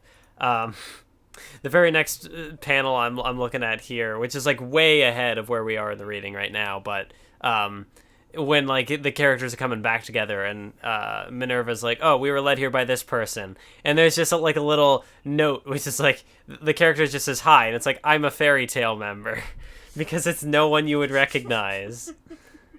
It's just one of the background people. I just really love the little I'm a Fairy Tail member. Like, that clarification had to be there, because otherwise... Oh, yeah. I think that was I think, if I remember correctly, that was Kanana, the snake girl who I talked about before, because she was a fucking Cobra's snake, and it's just a really, really weird backstory thing that I... What? I might be misremembering. Maybe I'll find it later. But yeah, like, you won't see any background characters join the Straw Hats, so they're not really inclusive, aren't they? Oh, no. Oda exposed racist against background character. I don't know.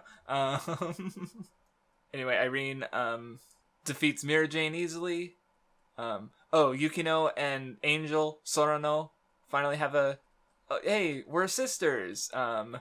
And like Angel she wants to redeem herself before she goes back to her family, you know, because she's done bad things, as Reishan says. I wish she was wearing actual clothes this arc, you know? Just saying. Like, she's just in a bikini the whole time for no reason. I'm like, okay, whatever. I forget, was that not just her original outfit when she first showed up? No, she had like it was like a one-piece short dress kind of thing. That it did have a very large, like, you know, chest area open, but it was like, it had like a skirt and stuff. And I think she had leggings, but it was revealing, but it wasn't, you know, just like a swimsuit. Yeah, I don't know. That wasn't even something I had thought about, because, like, I know it is sort of joked about earlier, because they're like, oh, we're going to the snow place, but the snow's not even here. But it's like, so why were you wearing a swimsuit? I don't know.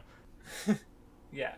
I don't know. Like I said, I'm almost to the point where it's just I'm not saying I'm turning my brain off, but there are a lot of things that I just kind of glossed over because, I mean, it's a lot of chapters, and you were like, "Oh God, I gotta read how many fairy tale chapters before the recording." I don't want it.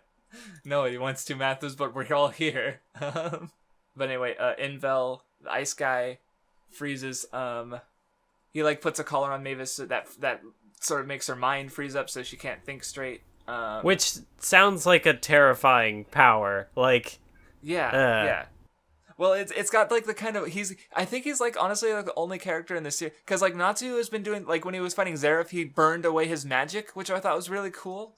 And I was talking with someone who thought it was kind of dumb. Annie, you know who you are, or Ani, I don't know, but like here you have a character who does that kind of One Piece thing where he's like, he freezes your thoughts. Instead, like, because that's his thing. He's like, oh yeah, I use pure ice. I can freeze anything, even other ice. And it's like, that's fuck it, why not? Like, you know, so I kind of like it. But yeah, everyone kind of regroups. The Spriggans, like, through the Historia magic, like, everyone's back basically. Even though I'm pretty sure, Bloodman and what's his face, Wallito. I don't think they even do anything. Like, Selena gets his shit kicked in by Guild Arts, but I think that's about it. So, they're just here. All the Spriggans are back, even though everyone's been fighting. But yeah, you also have like the main characters assembled. Ursa, Lucy, Happy, Natsu, Gray, and Juvia's there too, I guess.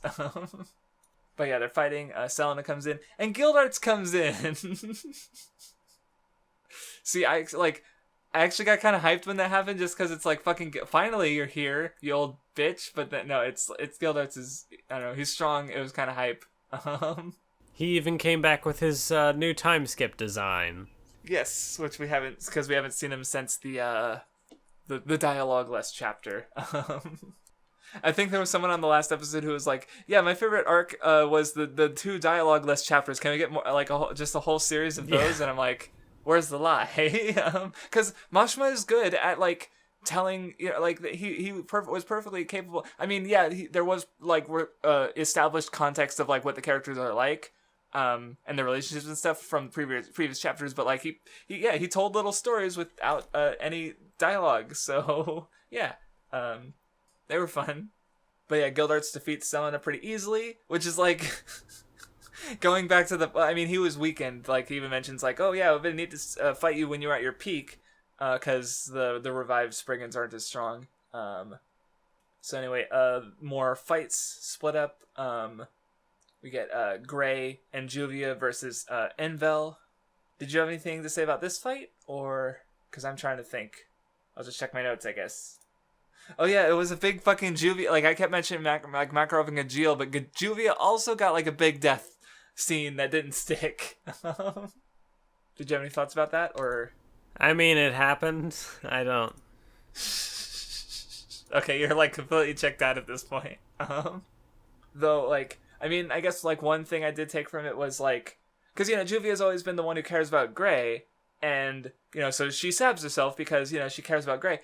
But Gray also stabs himself, you know, so it's like his feelings are matched with Juvia's, even though, like, you know, he's been slowly moving, where she's been, like, deeply obsessed with him from, like, the moment they met. But yeah, she does sacrifice. Oh, my life is yours, and he's like, no, but she lives because Wendy heals her. Like, it's not even a chapter. Yeah, because I mean, it was like one of those potentially questionable moments, because, like, with how their relationship has been, like, characterized up to this point, it's almost sort of, you know, that she's willing to go that far for him, and him not, like, return. But like you said, he does do it, so it's not. I mean, like, she does she mutual, like, transfers her blood to him somehow, and, like, you know, still tries to do the self-sacrifice thing, even though he also tried to do the self. So I don't know, it's fine. Yeah, that's right. What does he do that later? I think the lost iced shell, where it's like, oh, it makes people forget me, so no one actually loses anything. I think that was later. Yeah, we'll talk about that, I guess. But I meant more like you know, because they both do try to save the other. It's not as one-sided. It doesn't come off as anything like bad. Yeah, I don't know. So yeah, Nineheart gets defeated by Natsu, which, thinking about it, this might be like there aren't very many Spriggans who go down from, like, so quickly, honestly. But I guess his, like, I don't know. He's even talking about how, like, oh, my magic power is beyond its limits, and Natsu's still I guess Natsu's, but got the end shit going on too, so I don't know. Oh yeah, Envel tells Gray that Natsu is end. Oh yeah, so we get a little fight with Lucy tries to fight Brandish before Demaria comes in and explains that, yeah, Brandish isn't even trying. Oh yeah, Mavis sneaks out of the Fairy Tale Guild Hall because Envel was defeated, so she was able to come up with something. Sarah and Mavis have a naked space hug. I don't know. It's a metaphor because she exists in her heart, and I don't know. Oh, that's right. Demaria captured Lucy and Natsu, and she was about to kill Lucy, and like, it cuts away, and Lucy's on the ground bleeding. So we get another one of those, Demaria's, and like, it leads to plot things, because, like, you have two characters who think that a close friend of theirs has died, and so that motivates their actions. Yes. But then, like, the resolution to both is like, no, that character's not actually dead. Yeah, that happened.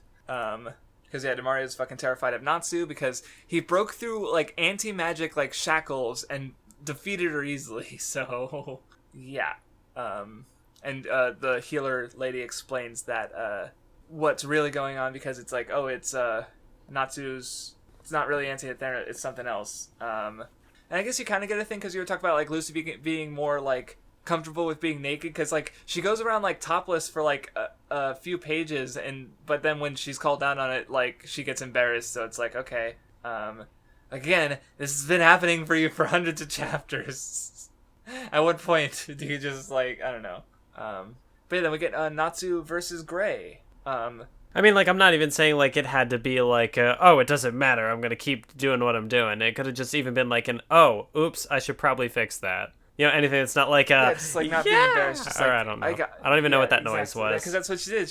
She that's... Yeah, because she's covered in scum, was like, eek, or whatever. Like, yeah, it's, But yeah, did you have any thoughts on Natsu versus Gray? It was a fight, because you gotta have the rival characters do the fight. I mean, like, I guess this had been built up because, like, oh, Gray's gonna defeat End, and oh, Natsu is End, and it's like a test of their friendship and themes. Yeah. Well, yeah, because, like, that's what I alluded to back on Tartarus, because here you have, like, because that arc had the whole idea of, you know, the Tartarus demons all have their purpose to do something for their creator, Zeref, and that's what, like, consumed them, whereas humans, are able to find their own purpose. And so here you have, like, they're both making that same sort of error. Gray is, like, following, like, what Silver wanted, and Natsu is following what Igneal wanted, where, he's also has his demon purpose. Oh, no, that's, at this point, yeah, it's his demon purpose for Zeref. So it's, like, they're both, like, at the same kind of point. They're, like, they're even being consumed, like, because Gray has his demon slayer powers, so it's, like, unrelated to the currently airing anime, which I only just realized. Or Devils, so yeah, they both have that going on as their, but of course they get stopped. Ursa, well, because like I like how he tied it back to, because both characters have had moments where they talked about Ursa's tears, how they don't want to see her cry, and what is their fighting doing but making Ursa cry, and then like they also call back to Makarov saying it's like, yeah, you can fight, but don't fight each other out of hatred, and that's what they're doing. So I don't know. A few callbacks. It was fine. Makarov does fairy law. Says his goodbyes. He's dead for real, and never comes back. Oh yeah, that's right. Because Makarov, was lost. Ursa, she doesn't want to lose anymore, so she tries to stop Natsu and Gray, and does. And yeah, of course, like you said, Lucy and Juvia they're just fine. So they calm down. But anyway, Larcade Dragneel fights and takes down a bunch of the other guild members. August, Rex, Jellal, and Oration, the rest of Oration Stace. Kagura kind of almost gets a moment. Like, she has that bit where she does the thing where she, like, bites her tongue. Because, like, Larcade's using, like, pleasure and light to disable his enemies. And she, like, causes pain to herself to try to kind of avoid it, but it doesn't really work. Sting does have like he counters his abilities though, because he eats light and Larcade uses light magic. Like that's a thing they kept bringing up, where it's like, oh, light is not good and dark is not evil, which it makes sense. Gray has Devil Slayer powers. Mavis called her, she was a black wizard like Zeref, a dark wizard or whatever in Fairy Tail Zero. So it's like, yeah, sure. I don't have anything to take from it, but. Because, yeah, August is like, oh, yeah, Larcade uses light magic, and he's on our side. So are we dark, or are we light? Like, I don't know, man. This fight, and, like, the details surrounding this character, and then, like, another character later, I probably misinterpreted it to a degree, but there were some weird implications with this. Oh, with Larcade and August, you mean? And how, like, they relate to Zeref and Mavis. Which, like, because I was thinking back to the scene... in the flashback, where, like, Mavis had been alone for however many months and had, like, starved herself or whatever, but she wouldn't die. And then she ran into Zeref, and then, like, I'm pretty sure she, like, immediately died because they did the kiss of death thing. So I'm wondering, when was their time to have a child? What? Unless it's, like... They give an explanation. It's a contradiction, Mathwiz. They give, like... Mavis nearly died, but she also created life. It's a contradiction. Well, yeah, because there was even like a panel chapters later where it's like there for the first page, and then it cuts back to like Natsu fighting Zeref or something, where it's like those two like standing in the lake or whatever. But it's also like I don't know. I would have been fine just like headcanon explaining it as, you know, the kiss of death. It brings life because contradiction, like as you said, like that would have been a fine enough explanation for me. I would have taken it, but that's not the explanation Mashima gave, and so I've like very.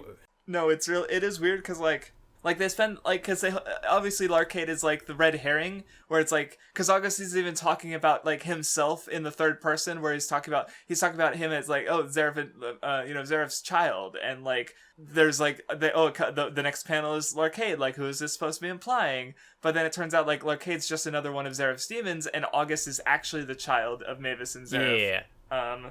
Yeah, and there's even like the setup where August says like, oh, the only one who could defeat the child is his mother or whatever, and then it like cuts to Mavis and it's like, ooh, spooky. But then it comes back later. Yeah, because yes. But I don't know. I don't know. I just really don't like the way that this stuff was framed. Like it.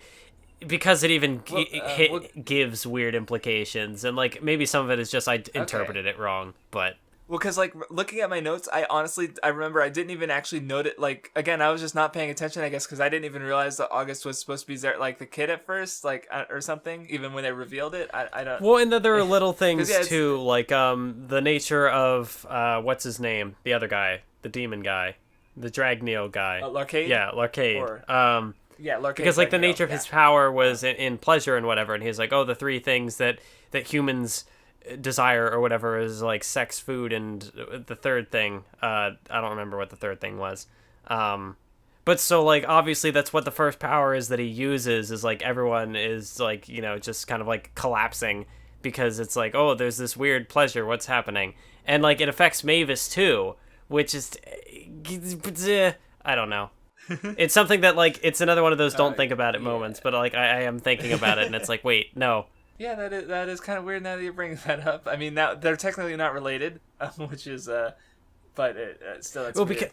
No, I'm thinking about it more, and I need to stop. But it was also like, oh, it's affecting some of the adults, but not all of them, and not the kids. So so it's obvious what it's talking about, and See, I didn't think about it much at all, honestly. You made the smart decision.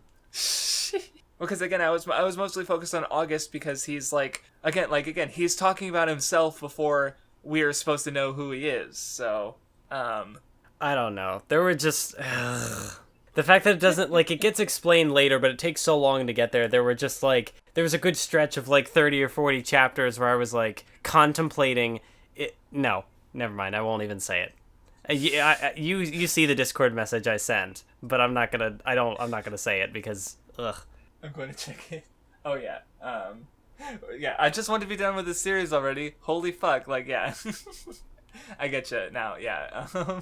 Because it's more, it's, again, like, with what was shown in the flashback, how, like, she seemed to die immediately, or, you know, go comatose. There just was no time, but he's, like, retroactively changing things. It's, I'm going to stop thinking about it. Let's not. Agreed. But yeah, Sting beats L'Arcade. I might have had something to say, but I'm just like, I think we're both done. I guess now we get Ursa versus Irene. She has a whole backstory, where she was the first one to take on the magic of dragons and become a dragon as a dragon slayer. And there was actually some good moments here, but what did you think overall of Irene versus Ursa and Wendy? Because I forgot to mention earlier. That's right. Ursa's dad, I don't know why, he reminds me a lot of the teacher character from My Hero Academia. I don't know why, but just like the specific eyes and the hair and the facial hair, like gave me vibes of him for some reason. And maybe it's because I haven't touched Hero Academia in a while. But yeah, just random thing. Interesting. Just his appearance. I mean, I don't know why. But yeah, my favorite part of this fight was the part at like the very end where like Ursa just like stands up through a sword and just headbutts Irene, and it's just like, well, it's like the part where Gajeel had the before that, sword when go she's like like- up through his arm, and he grabbed it and then just punched the guy. It's like another one of those moments where it's just like, geez, that's so over the top, but it's. Yeah, well, how can you not even mention when she's like, "Oh man, all my bones are broken except for my right Oh yeah, arm." yeah. So she punches the ground. She punches the ground. flies through the air, and cuts a meteor in And half then- with all her bones. And then she like flies back from the meteor and like stabs Dragon Irene, like all in one sequence with one arm. That's like, it's like when Goku did the one-handed punch with King Piccolo, but Urza just takes that and like turns it up to like 25, and it's just like she's broken the scale, and she's just like. She's out Urza because it's Urza thing. Like that's the meteor thing is just like the most Urza thing like in a manga of Urza things. Like holy shit. Yeah, this is definitely like the I think of like how big can the scale get. So like with Naruto, it's like when Madara summons the meteor. Like that's the big, oh my god, the scale. So then for this, it's like he summons another Urza. meteor. And then... Oh yeah, when he summons the second meteor. But so with Urza, it's just like cutting a meteor with one arm, and then also coming back and slicing a dragon with her sword with only one arm. I just realized, I don't think, did Rave have a meteor moment? Or was it just so forgettable that it's just gone from my brain? If it did, I don't remember it either. Because so far, that's the if so, that's the first manga we've read that doesn't have a meteor thing. Well, what was the and thing this for is Bleach, the fourth then? manga we've read that does.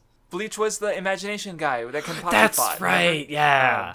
Yes, and of course Madara had 2 meters, and One Piece has Isho, Fujitora. So it's like meteors are just like there's just I guess a common power move. So as far as like, damn, that's intense. But yeah, Irene swaps into Wendy's body.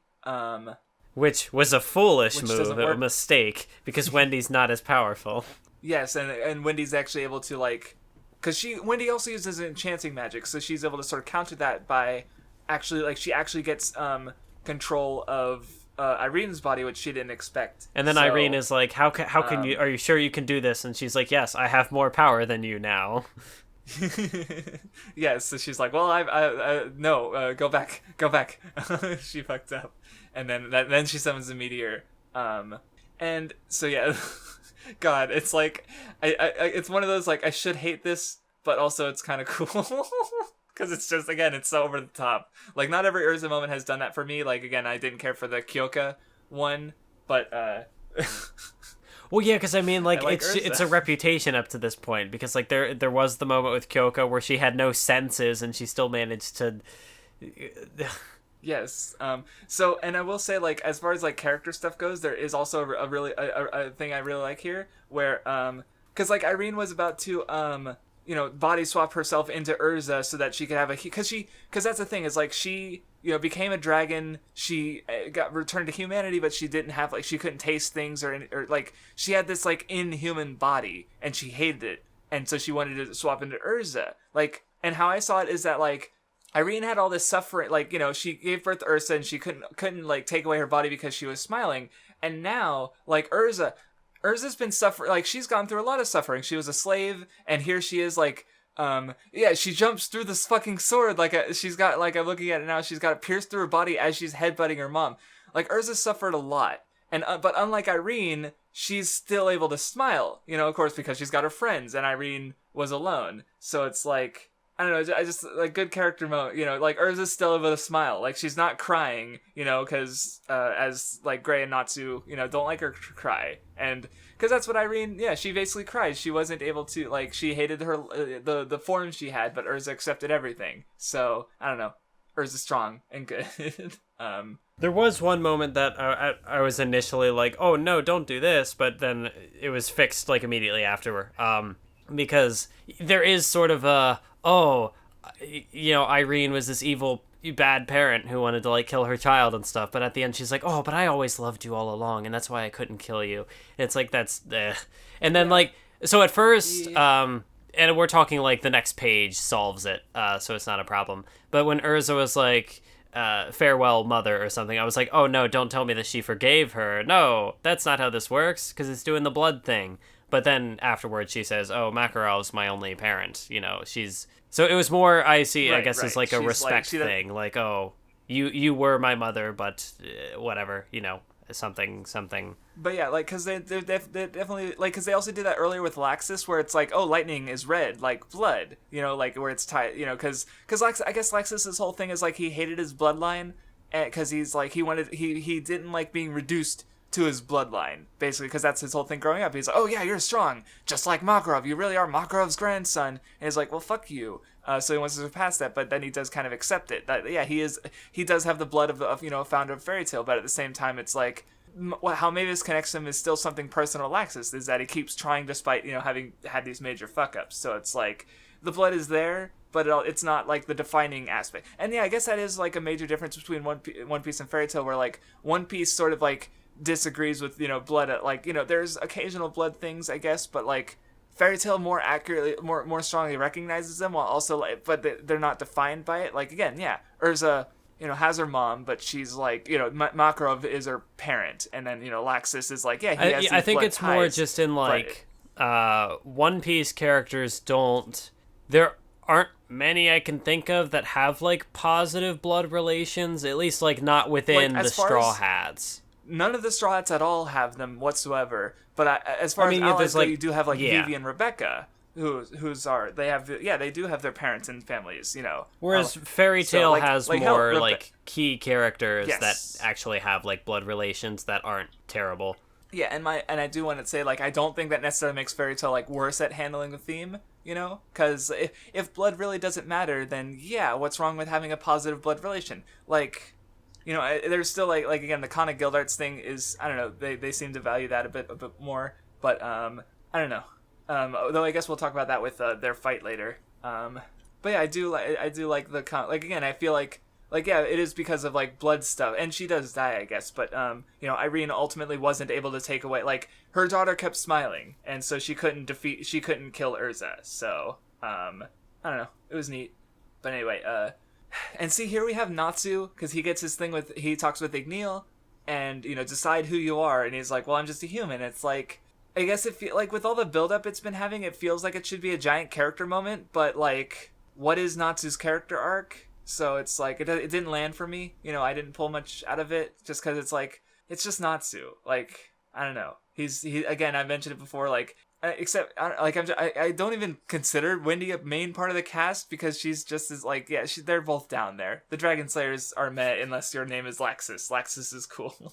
Though I will say, like, honestly, Laxus is technically a Dragon Slayer, but I honestly forget, because he never eats lightning. He only occasionally does his, like, dragon breath attack. Like, yeah. I only just remembered, like, yeah, Laxus is a Dragon Slayer. Like, it's not as defining for his, like, character, so it's kind of sad that my favorite Dragon Slayer character, it, like, barely even matters that they're a Dragon Slayer. I mean, like, I guess maybe the Natsu thing could have meant more if, like, I don't know, when he left for the time skip, if there was more of, like, oh no, I have to go find myself and figure out who I am or something, but, like, that wasn't.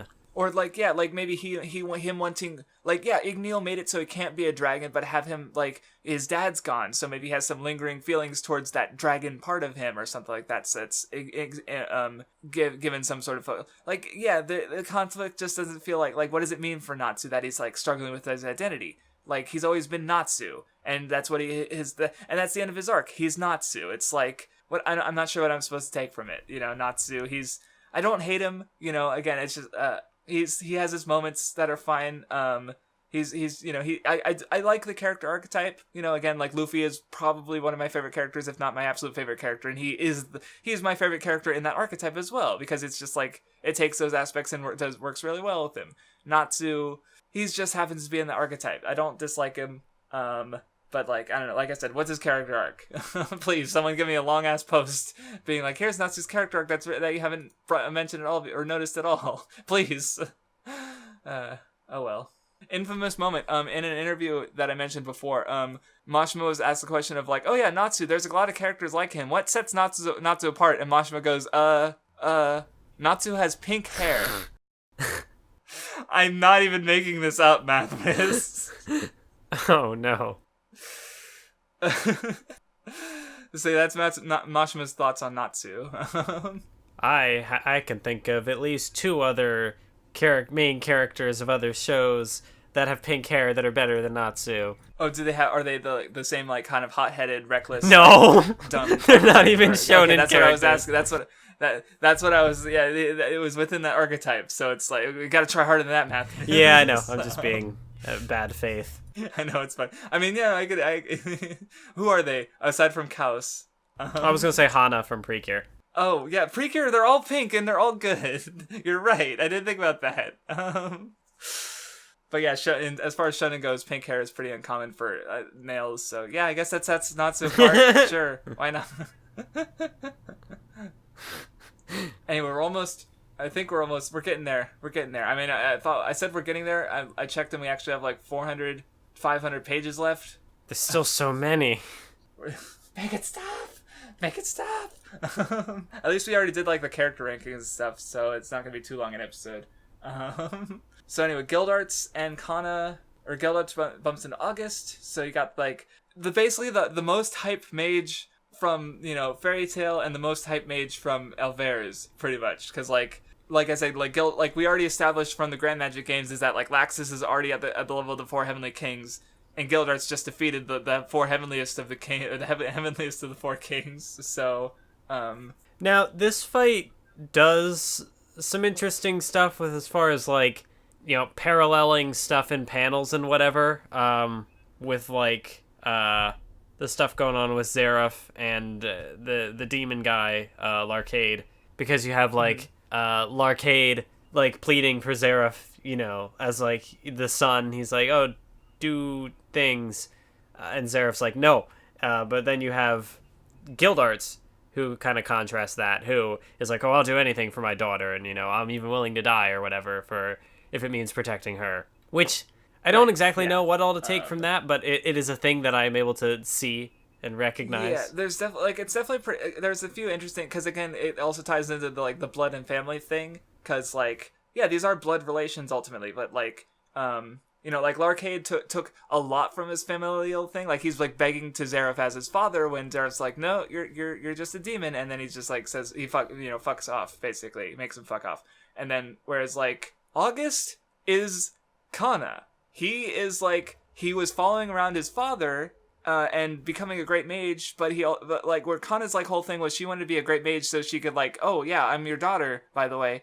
But August is the greatest mage, but he still never said, hey Zeref, I'm your son. Like he never did what Kana was able to find the courage to. Oh. And so Zeref, I realized that reading and I'm like, oh my god. Like, so it's like, this is like the perfect fight, because here you have August basically fighting, a reflection of himself in Kana, and a reflection, the Zeref in that sort of, because he says like, he doesn't understand familial love, so he tries to like fuck with them to try and see, because like, and that's the thing is like, even though he doesn't understand, like he never had that bond because he never like opened up to his father about their actual relationship. Like at the end of the day, like he does love like he was about to kill everyone, but then he saw that Mavis would have been a casualty, and he can't bring himself to kill his mother, even though like they've never even met, they've never exchanged a word, yet he knows that's my mother, and he decides like he makes the choice not to kill her, because like, and I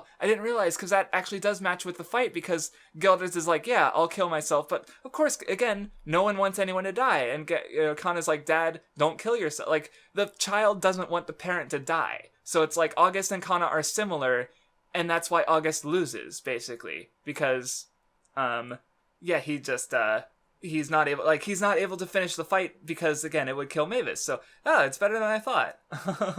Although I think it was kind of weird that, like, in canceling the power, he just, like, dissolved into air. Like, dies, basically. Yeah, he just stops. So that's a little, like, convenient, I guess, but it's, But I guess there was like no, considering what happens to Mavis and Zeref later, it's like, how else would you have written, like how would he have kept that character around? It wouldn't have really worked. Right. Yeah, because like that's his whole thing is like, he didn't have the courage to, he wasn't able to do what Kana did. And that's, but he still had, even though he did have those feelings, so it's like, that was his undoing. But yeah, so I like the conflict. It was neat. I don't know what the fuck is going on with Gilbert's shirt, because it like just shows off his abs for no reason whatsoever. But other than that, it was a fine conflict.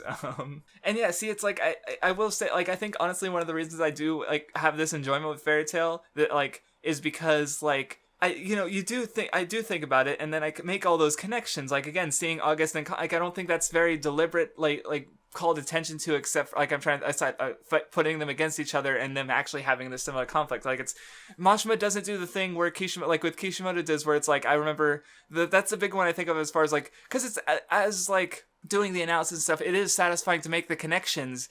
But when the author does it for me, it feels less satisfying. Like again with the head tap thing, when I first saw that in the flashback, I was like, it's that thing.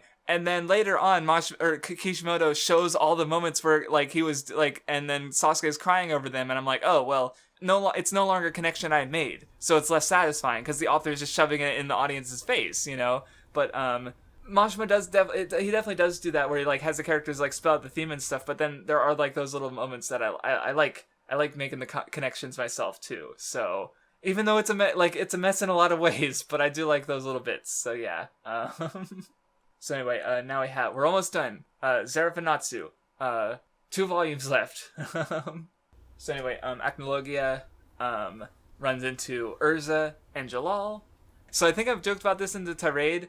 I just always thought, because like Acnologia, it turns out his element is just like raw magic. So he can eat anything. He consumes all, basically. Though I always thought that was kind of weird because like all Dragon Slayers can kind of do that. Yeah, because like back in with the Ethereum, like Natsu ate it.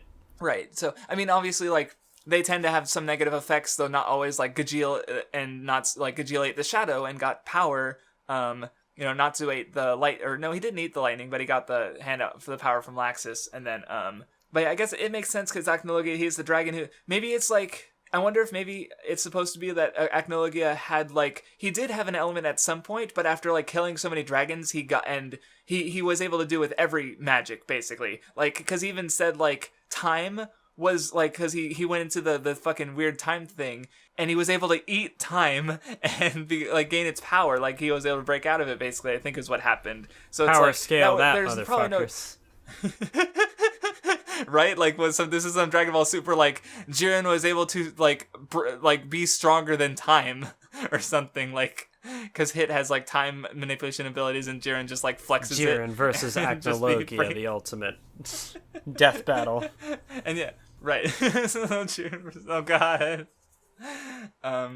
Because yeah, so like basically like he wasn't able to actually mess with time until he actually like encountered it, and I don't imagine there's a time element dragons, so I don't know.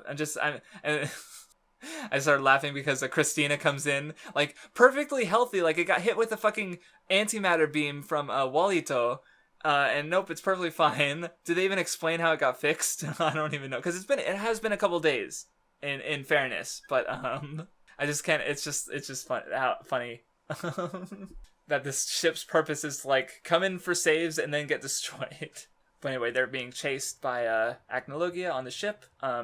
Teacher Anna Sensei. See, they say teacher Anna, but I'm like, it's Anna Sensei. That's what they're saying. Well, and it's weird because they do use honorifics in some cases, but not all. So like they use Master Makarov, but then there are other people who have like the Sama honorific, which I thought kind of means a similar thing. Yeah, see, I guess see with that one, I understand. I might understand because it's guild master, like it's a specific title. Whereas this case, it's just sensei. So why not just use the sensei honorific? Because that's one that's like a mainstream one. Like people know that shit from like Karate Kid. Like random people would know what sensei means. Like it's just a really common. So it's like not translating that one is like. Again, we understand the meaning of it, so and I think Anna Sensei versus Teacher Anna, like that just is a little awkward to say to me. I guess I mean it's just like it's personal. Some people are gonna be fine with it either way, or one way or the other. Yeah, for me, like that this particular instance doesn't really bother me, but it does feel like there's something of an inconsistency over how they use the honorifics. Yeah. Which is why, like, when Viz generally translates stuffs, they don't use the honorifics at all. Which, at least they're consistent with it. Well, I mean, not with some things. Like again, we the Naruto translation was really inconsistent at times with just some with other terminology, not the honorific specifically. So, because I'm just thinking back to I'm talking about the honorific specifically. Yeah, no, that's fair. You just got me thinking about general translation again, where it's like, of the V's ones, the Bleach was definitely the strongest one overall. Though I do wish they included translation notes. That does remind me though. Helpful. On the topic of the translation notes, because we noticed that Alvarez was mistranslated earlier. They translated as Alvarez. And then you said that they pointed it out in a translator's note that they messed it up. And they changed it going forward for the rest of the arc. Yet, in One Piece, we still have Zoro translated as Zolo 900 chapters in. And Neptunians, and like, for instead of Sea Kings. So... yeah, they just... I don't know. So that part did kind of bug me, because... like, I forget who's translating Fairy Tail, but like they were willing to correct their mistake, but Viz will not change. Why? Yeah. I swear I heard something where one of the translators at Viz actually just prefers Zolo, which I don't personally, but fine, at least I guess. But yeah, it's like it's just one of those 4Kids-isms that they've like, oh well, it's 90, because they did when they did the like they do edits to their old volumes. Like when we're at AX, like you had your omnibus release, and I was able to show you like, hey look, mine it would say East Blue on this one because it's part of the East Blue Saga, like it does on yours, but it's mine. And then mine has the double chapter 25 or something like that, where it's yours has like 24 and 25 and they're correct or something. Like they'll fix little errors like that. Another one that I remember is in Little Garden. Miss Valentine says that Luffy has a 300 million berry bounty when it really is just 30 million. So she spoils what happens after Enia's lobby, I guess. Not really, but it's like, so yeah, they fix some mistakes, but like, I guess they've dug the Zolo hole so deep that they're not gonna let it go. And oh yeah, also it's kind of alluded to, but because later they mentioned like, oh yeah, you liked Anna, or I think Gajeel or Sting or someone is teasing Natsu, and it's like, oh yeah, you liked Anna Sensei, didn't you? And he's like, yeah, what of it? Anna is Lucy's ancestor, so he's always had a connection to Lucy. Because I think, so yeah, I don't know if there's anything to take from that, because I don't remember noticing anything rereading it, but I also kind of completely forgot about this character until rereading this arc, so I don't know.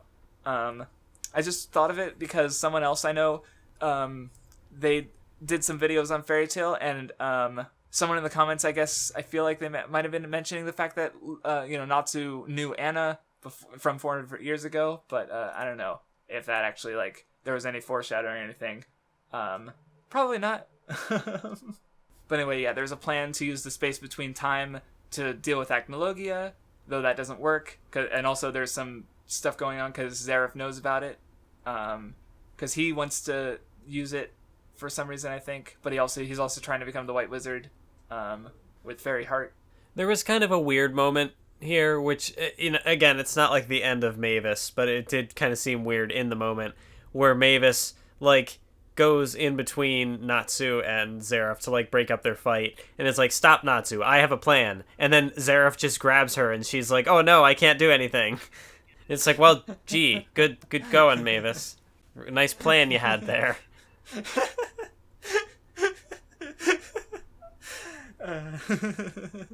That's funny. When you say it like that. But anyway, they try to get Acnologia into the space between time. They fail, or they succeed, because like Ichigo sacrifices himself, but then he's fine, which is just like, yeah, it happened. And of course you get the bit I mentioned earlier where the Acnologia gets vomits from the Dragon Slayer thing. Also, like Wendy, like, because I think how I remember the old translation was where it's like Wendy, like, by using the Dragon Slayer anti-motion sickness magic on herself so many times, she became immune to it. So she but I don't think this translation implied that. I think it just said that, like, because she keeps forgetting to use it on herself, like when they jump onto the ship, that, or she's suddenly like in a situation that she didn't control. I don't know. It's just like only this arc she's getting the motion sickness, so it's like whatever. I don't know. But anyway, here you do start to get kind of like, I feel like it's Lucy the capstone to her character arc, because it's like the thing that happens repeatedly is like Natsu's been helping her so much, but here it's like she's finally like strong enough to be able to help him. Like, she's, risking herself trying to rewriting the Book of Zeref so to, remove its connection to Natsu so that he can just, like, she's crying, like, he's just a normal boy. So she makes him a normal boy by, and then especially when, during the final conflict is, she's using the fairy sphere to trap Acnologia, and that, like, Natsu's fighting Acnologia in the time shit, and Acnologia, like, freezes. He's like, oh, my body. Like, Natsu beats Acnologia because Lucy's helping him. Like, I just, like, once I framed it as, like, Natsu helped her so much she's finally helping him. It's just, it's just good, because, again, she's strong enough to do that now because she's improved herself. Like, she's using her knowledge. Like, her book knowledge from fucking Daybreak comes in again as she's rewriting, like, who else could do this but Levi, maybe? Rewrite the Book of End to save, I don't know. It's just good little things with Lucy. That's nice. And she didn't even need the extra fast reading glasses to memorize those characters. She just did it. Yep, That's her power up. There's also a bit where, like, Zeref's trying... Because, again, mad Rave Master vibes just in general, because you got, like... Mad like, Rave almost Master. I can't even words. I thought I misspoke and you were just repeating me. No, just the way you said it, you were like, mad Rave Master vibes, which to me is, like, very Rave Master lingo. Yeah, well, because, like, Lucia wanted to, like, unmake the world and remake a new one because he didn't like that one.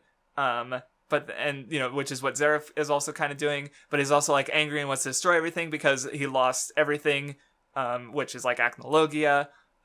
So it's, like... And the final battle is even in this weird, like, trippy crystal dimension, where the main character fights, like, a dark reflection of themselves, and it's like, is it plagiarism if you steal from yourself? As I remember, it was like, because again, you're going into this from the perspective of having read Rave, though at this point it's been a few months, but it was really weird going to Rave having read Fairy Tail, because I'm like, this is just Fairy Tail. This is just fair. Like, Mavis and Gray look alike. The final battle with the crystal dimension and the guy who's, like, destroying the worlds and remaking the worlds. And it's just it's just a lot of similarities. But anyway, Jellal tries to sacrifice himself. Ichia does it instead. Natsu defeats Zeref's infinite magic with the power of friendship. I'm trying to think of a joke, but I can't think of anything. Musico was right. Never underestimate the power of friendship. Exactly. Because it's literally better than infinite. Well, you see, Craftsdwarf, one person can have infinite power, but the infinite power of multiple people is even more infinite. Yes. You did it. You mathed. You're the math wizard. Yeah, I'm stronger than Zeref. Because of the power of math. I mean, I guess, like, technically, like, because the thing is, like, like, Natsu basically sacrificed his arm to knock Zeref down and, knock him out of White Wizard state. And, like, I think it even says, like, he's underestimating me and the powers of my revival. Like, I'll be, because he does, so I guess, like, he'll regenerate. Like, so it's like, if, he does have infinite power, but, so it's like he would eventually win because Natsu can't sacrifice himself forever.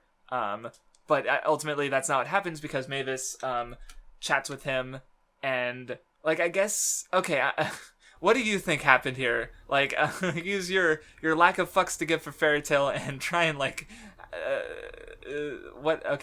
don't know, how did you think about, like, Zeref and Mavis sort of moving on? Well, I mean, Zeref did the curse of contradiction thing to her and put her comatose. Wait, she never died though. Wait, okay, now I'm thinking about it more, and now it's making less sense. But we'll say, it was the hate and the love, which is the contradiction, and so the contradiction contradicted the contradiction, and so then they lived and died together as...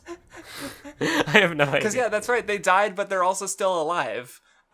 Because as the last chapter, you just see, like, the alternate versions of them, and everyone else, like, recognize them because they're like, holy fucking shit, it's Mavis and Zeref, but they have different names, and what the fuck is going on? And they're like... Yeah, so it was a different side effect. It wasn't that they became comatose, but that they just were reincarnated, which I guess that works. Though, like, Because they died and were reborn, which is kind of is that a contradiction? Well, sure. It's like they were reborn except X amount of years ago because these characters, they just appeared with already, don't yeah, because now they look like, were they younger versions of themselves? Were they about the same? I don't know. Well, they were presumably normal people, but did they appear out of the ether? Had they been around for a few years? Like, I don't know. Oh yeah, because there was a 1 year time skip, so it's like, when did they show up? Yeah. And when, like, because, like, Zeref's whole thing is he wanted to redo, like, he wanted to go back, like, because I guess it's not that he was unmaking the world, but he was, like, going back from when he was a kid with his current knowledge and basically going from there and getting another chance at life. And so he did get another chance at life but not as Zeref. I don't know.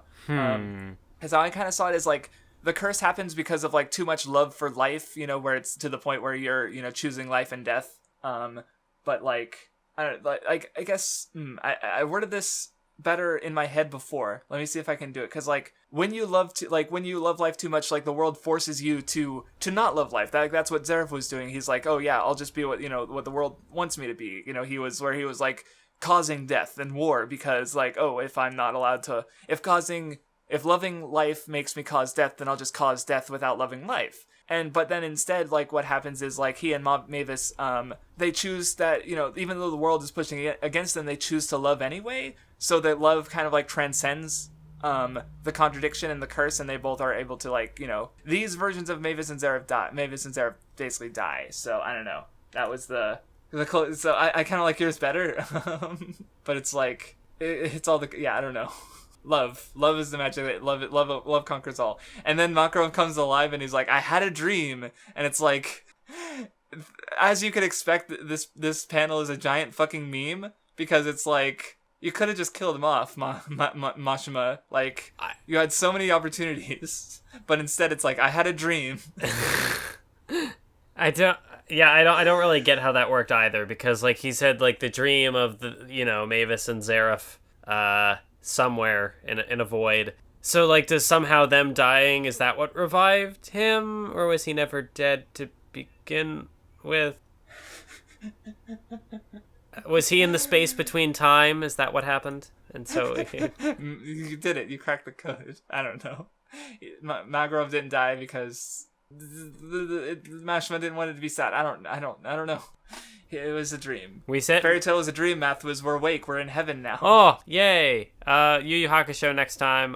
Chapters 1 to 56. Thanks for joining us. Bye. We're almost done.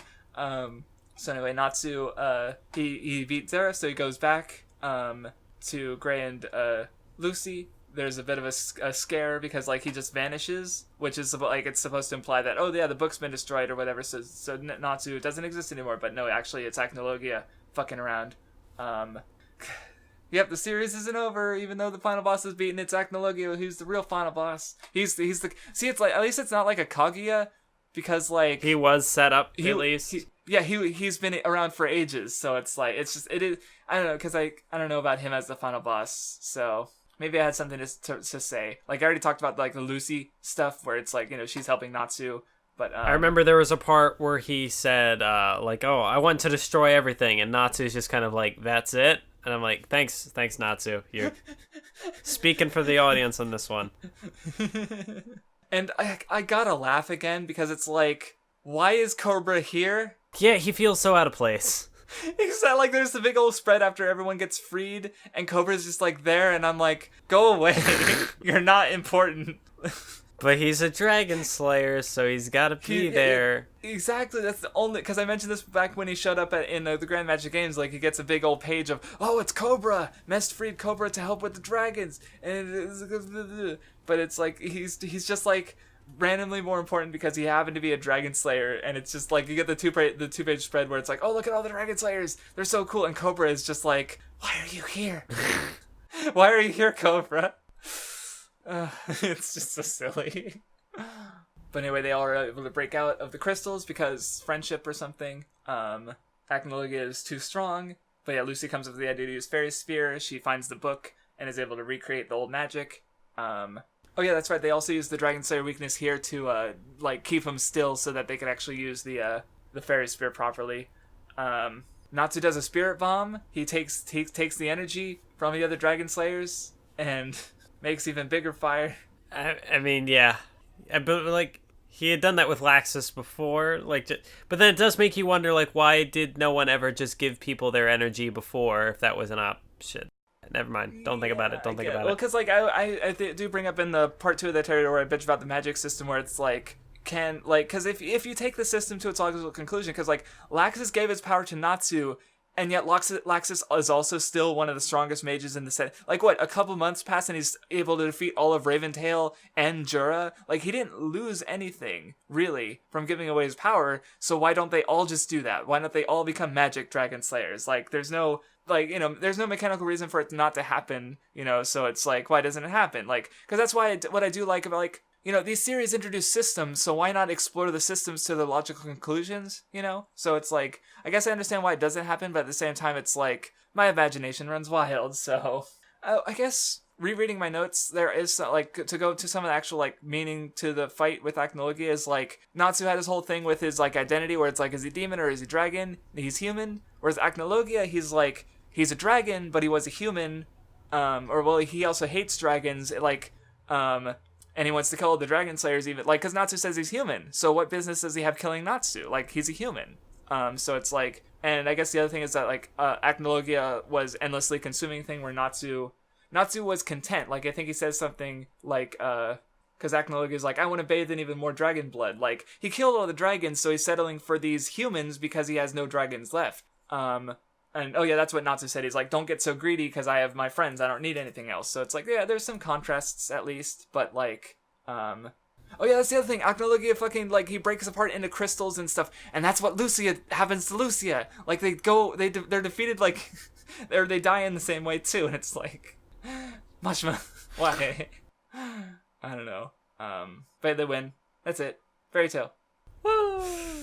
Well, there's one more chapter with a bunch of epilogue stuff. I mean, at least it was like a double-length chapter, so there was some time to do things. See, because it's like, I mean, I know you wanted more to make it less abrupt, but like, I don't know. At the same time, what more would we have gotten? I have no idea. Maybe no. For me, it's more of just a general thing that often how these stories will end is that you get the very quick rapid fire. Here's where they are now.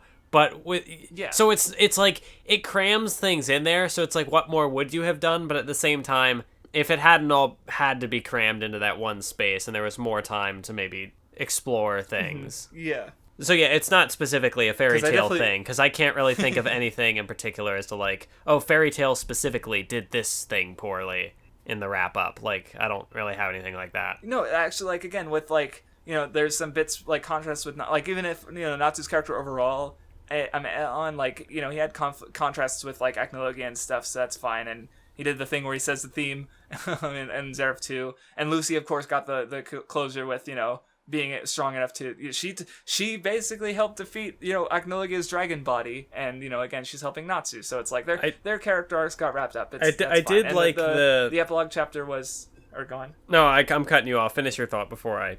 No, I was just going to keep going with the discussion. Oh, okay, yeah, like? Because I did like the page in the epilogue chapter, which was, you know, the callback to whatever the first time it would have been, where, like, Lucy walks into her house and Natsu's there, and she's just like, what are you doing here? Yeah, it's like almost the exact same thing, but now, yeah.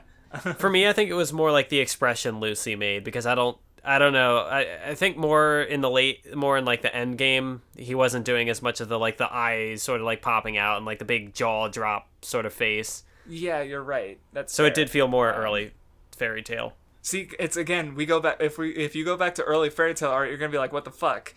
Because, like, as we always do. No, yeah, because there were I think even in this epilogue chapter there were moments where, like, oh, Lucy was remembering things, and you could see the old fairy tale art in the panels, and it's like, huh. Yeah, it always happens. Like, see, I'm wondering, unless like, you're Oda and you just redraw everything. Yes, yeah. Oda is like I can't think of any other authors off the top of my head who have done that when they use the flashback panels like that. Because yeah, it'll look weird. Like there's the one color spread that's like Luffy's first meetings with all the Straw Hats, and like Nami very noticeably has like giant fucking boobs compared to when she first actually appeared in the manga on the spread. So it's like it's just a really remarkable like shift in appearance. So it's like but at the same time, like I don't know, it's nice either. So yeah, but yeah. So as far as closure goes, Lucy's an author. Fairy Tail comes to the awards party and ruins everything because as they do. Levi and Gajeel are either about to or are currently in the process of making a baby. Yeah, that was like Wendy and Lucy. I like. I liked Wendy's expressions because it's like, oh, she has better hearing than I do, and she's just like, she's also younger and more innocent.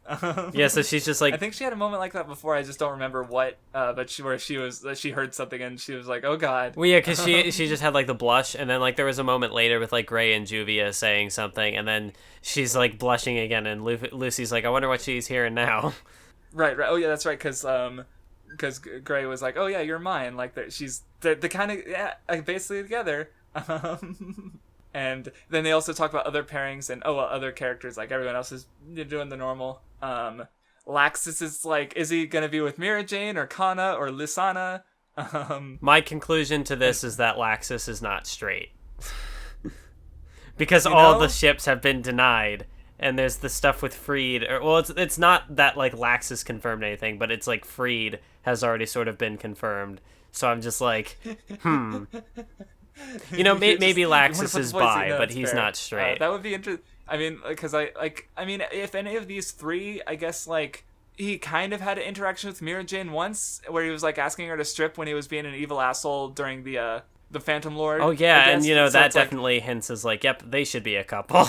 Right? No, that's like when does he actually interact with Kana or Lisana? Like, so like that's the thing is like, yeah, that it's like the worst thing as far as the interactions go, but like that's the only actual interaction he's had with any of these girls that I can remember. So except for in these panels where he's just like chilling and talking with Mira like casually, and with Lisana he's bullying her for being a child, or no, for are you even real, like because she died, and then yeah, sure, he'll drink with Kana because he's an adult and she's an alcoholic. So I don't know, it's like Laxus.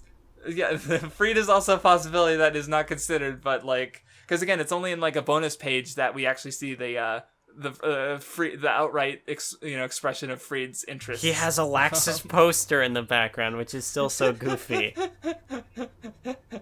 Yes, Ursa and Jellal do not seem to get together, or at least not yet. Because he's with the princess, getting exonerated. Also, I love Ursa reading the book because she's like the strongest, most over the top character, but words are hard. Yeah. I also like how it's juxtaposed with the Jellal stuff too, because it's initially framed as like, oh, is that her response to Jellal? But no, it's her reading the book, and she's just like, can't you make this easier to read? It's complicated. This book is too hard. Like, this has literally never come up before. It's just a cute little trait because, of course, like she's a meathead like sword lady. Like, of course, book's hard. So, but I also like how now I think about it, she's still trying to read it for her friend because it's her friend's book. Yeah, like, it's one of those like, I don't understand it, but I'm still proud of you and I still support you, which is like, yeah, good family, because she's basically like, I'm pretty sure I don't think they actually state it, but she's the guild master. Like, she was the 7th guild master, and I guess because I don't think Makarov was ever like officially instated as guild master, even though he was calling the shots. So it's like, I don't know, or is it the 7th or the 9th? I still don't like the stupid numbering system. Oh my god, no. But like, I'm surprised Mashima didn't make a joke of that, and like, right? Like, because Makarov's been the guildmaster 3 times, so he's the 3rd, the 5th, and the 8th. So it's like, why? Again, I just prefer the Kishimoto Kage numbering system, where he, the 3rd Okage is not the 3rd and the 5th; he's just the 3rd. But anyway, Zeref picks up Mavis's handkerchief, and they except he's Alios and she's Mio, or no, maybe, yeah, and so okay, they exist. Oh yeah, you're right. Looking at it again, because that's a very like with the eyes bulging out. Like I actually got Rave vibes, I guess, because like obviously Mashima would have been coming off of Rave. And I'm wondering if like that wasn't just sort of a change in his art style, because like I'm sure he still does those expressions, but his more like shocked expressions, I don't remember any of them being like that sort of like goofy eyes popping out. Not lately, mouth. No, for sure. But yeah, it is a very like Rave face, because they were everywhere in Rave.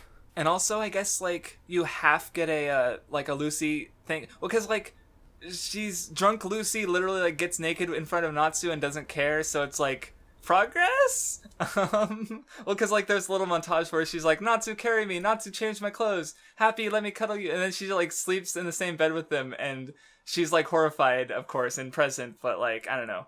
I thought it was funny a little bit. I like that. Progress? Question mark. No, yeah, I did think it was a cute little moment.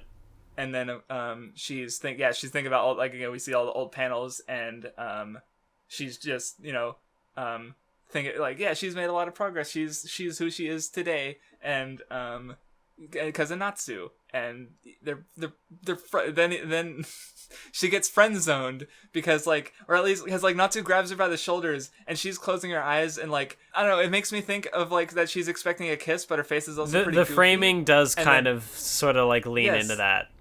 Like, because like it's zooming into her face, like as if we, the audience, are looking at her from above and leaning in for a kiss almost. And then Natsu's like, "No, we're going on. I'm in love with adventure." Like, and then like he says, like it doesn't matter, we're together either way. So I guess that is kind of interesting. Because I'm trying to think back to like how the stuff with Haru and Ellie was handled in the last chapter. Because they had like an outright wedding or whatever. So this is kind of like an interesting alternative to that, I guess. Yeah, it's it's not like officially getting the girl and the boy together, but it's like kind of, I don't know. Maybe we'll find out more in the sequel, Fairy Tail Century Quest. Burn it all down. And it's over. Natsu's fire wasn't strong enough to burn the volumes that were still... He could burn magic, but not Fairy Tail itself. Yep, it's Fairy Tail. I did find the ending satisfying in a few ways. No, yeah, there were satisfying parts to it, and like the panel at the end where it's like the shot of the flag, and it's like it's something about like finding a home for you and your friends or whatever. Yes. And it's like a place to belong, and it's like even with like all the complex like hatred I have for Fairy Tail, it's still like. When you spend like 550-ish chapters with a series, like we spent months on it, so there is still like there was a bit of weight. Like when I read that, I was like, oof, I feel a little emotion there. Yeah, and well, because it's like I'm trying, like, because if you read a series to completion, you either like have some personal like code where like, because I know like Roger Smith, he always finishes the anime. Like he's got a couple on hold, but he currently has nothing dropped on his mailing list. Like the no he's drop just decided squad. Like I'm gonna. Yeah, exactly. So it's like there's that. Then it's like, but if you do drop something, that means when you finish it, you either kind of like love it, hate it, or it's just so short that you don't care. So in this case, like, but we have the Nen Show where it's a no drop clause, so it's like you did have some positivity, and like whereas with me, again, I have this love-hate relationship. Probably gonna do. I have like not just the Lucy video. I have a couple other videos in mind. One of which being I have to rewatch them. Probably going to be about the tirade. A kind of retrospective shitting on all the bad points, of which there were many. For me, I think it's more of just like a length thing, because like if this was a 30 chapter, if this was Zombie Powder and it's like 30 chapters, like finishing it wouldn't give me like the same weight as like, because it's absolutely the length, not, right? Because like you keep coming back to it over and over again. Right, and I guess like, well, because like I've also had that length thing, but with me it's only was anger. With the tirade, it was only anger and bitterness because I was forcing myself to finish something I really didn't like. Yeah. So that does happen too, is what I was trying to say. But I don't know. Yeah, Fairy Tail. Like again, I read it and I was like, yeah, Fairy Tail. It sucks in a lot of ways, but at the end of the day, like I gave it a light 6 out of 10. How generous of you. Very generous, yeah. But it's like very conflicted feelings overall. But like because like if I do, I actually wrote like a big paragraph of like what will probably be revised for the eventual tirade video.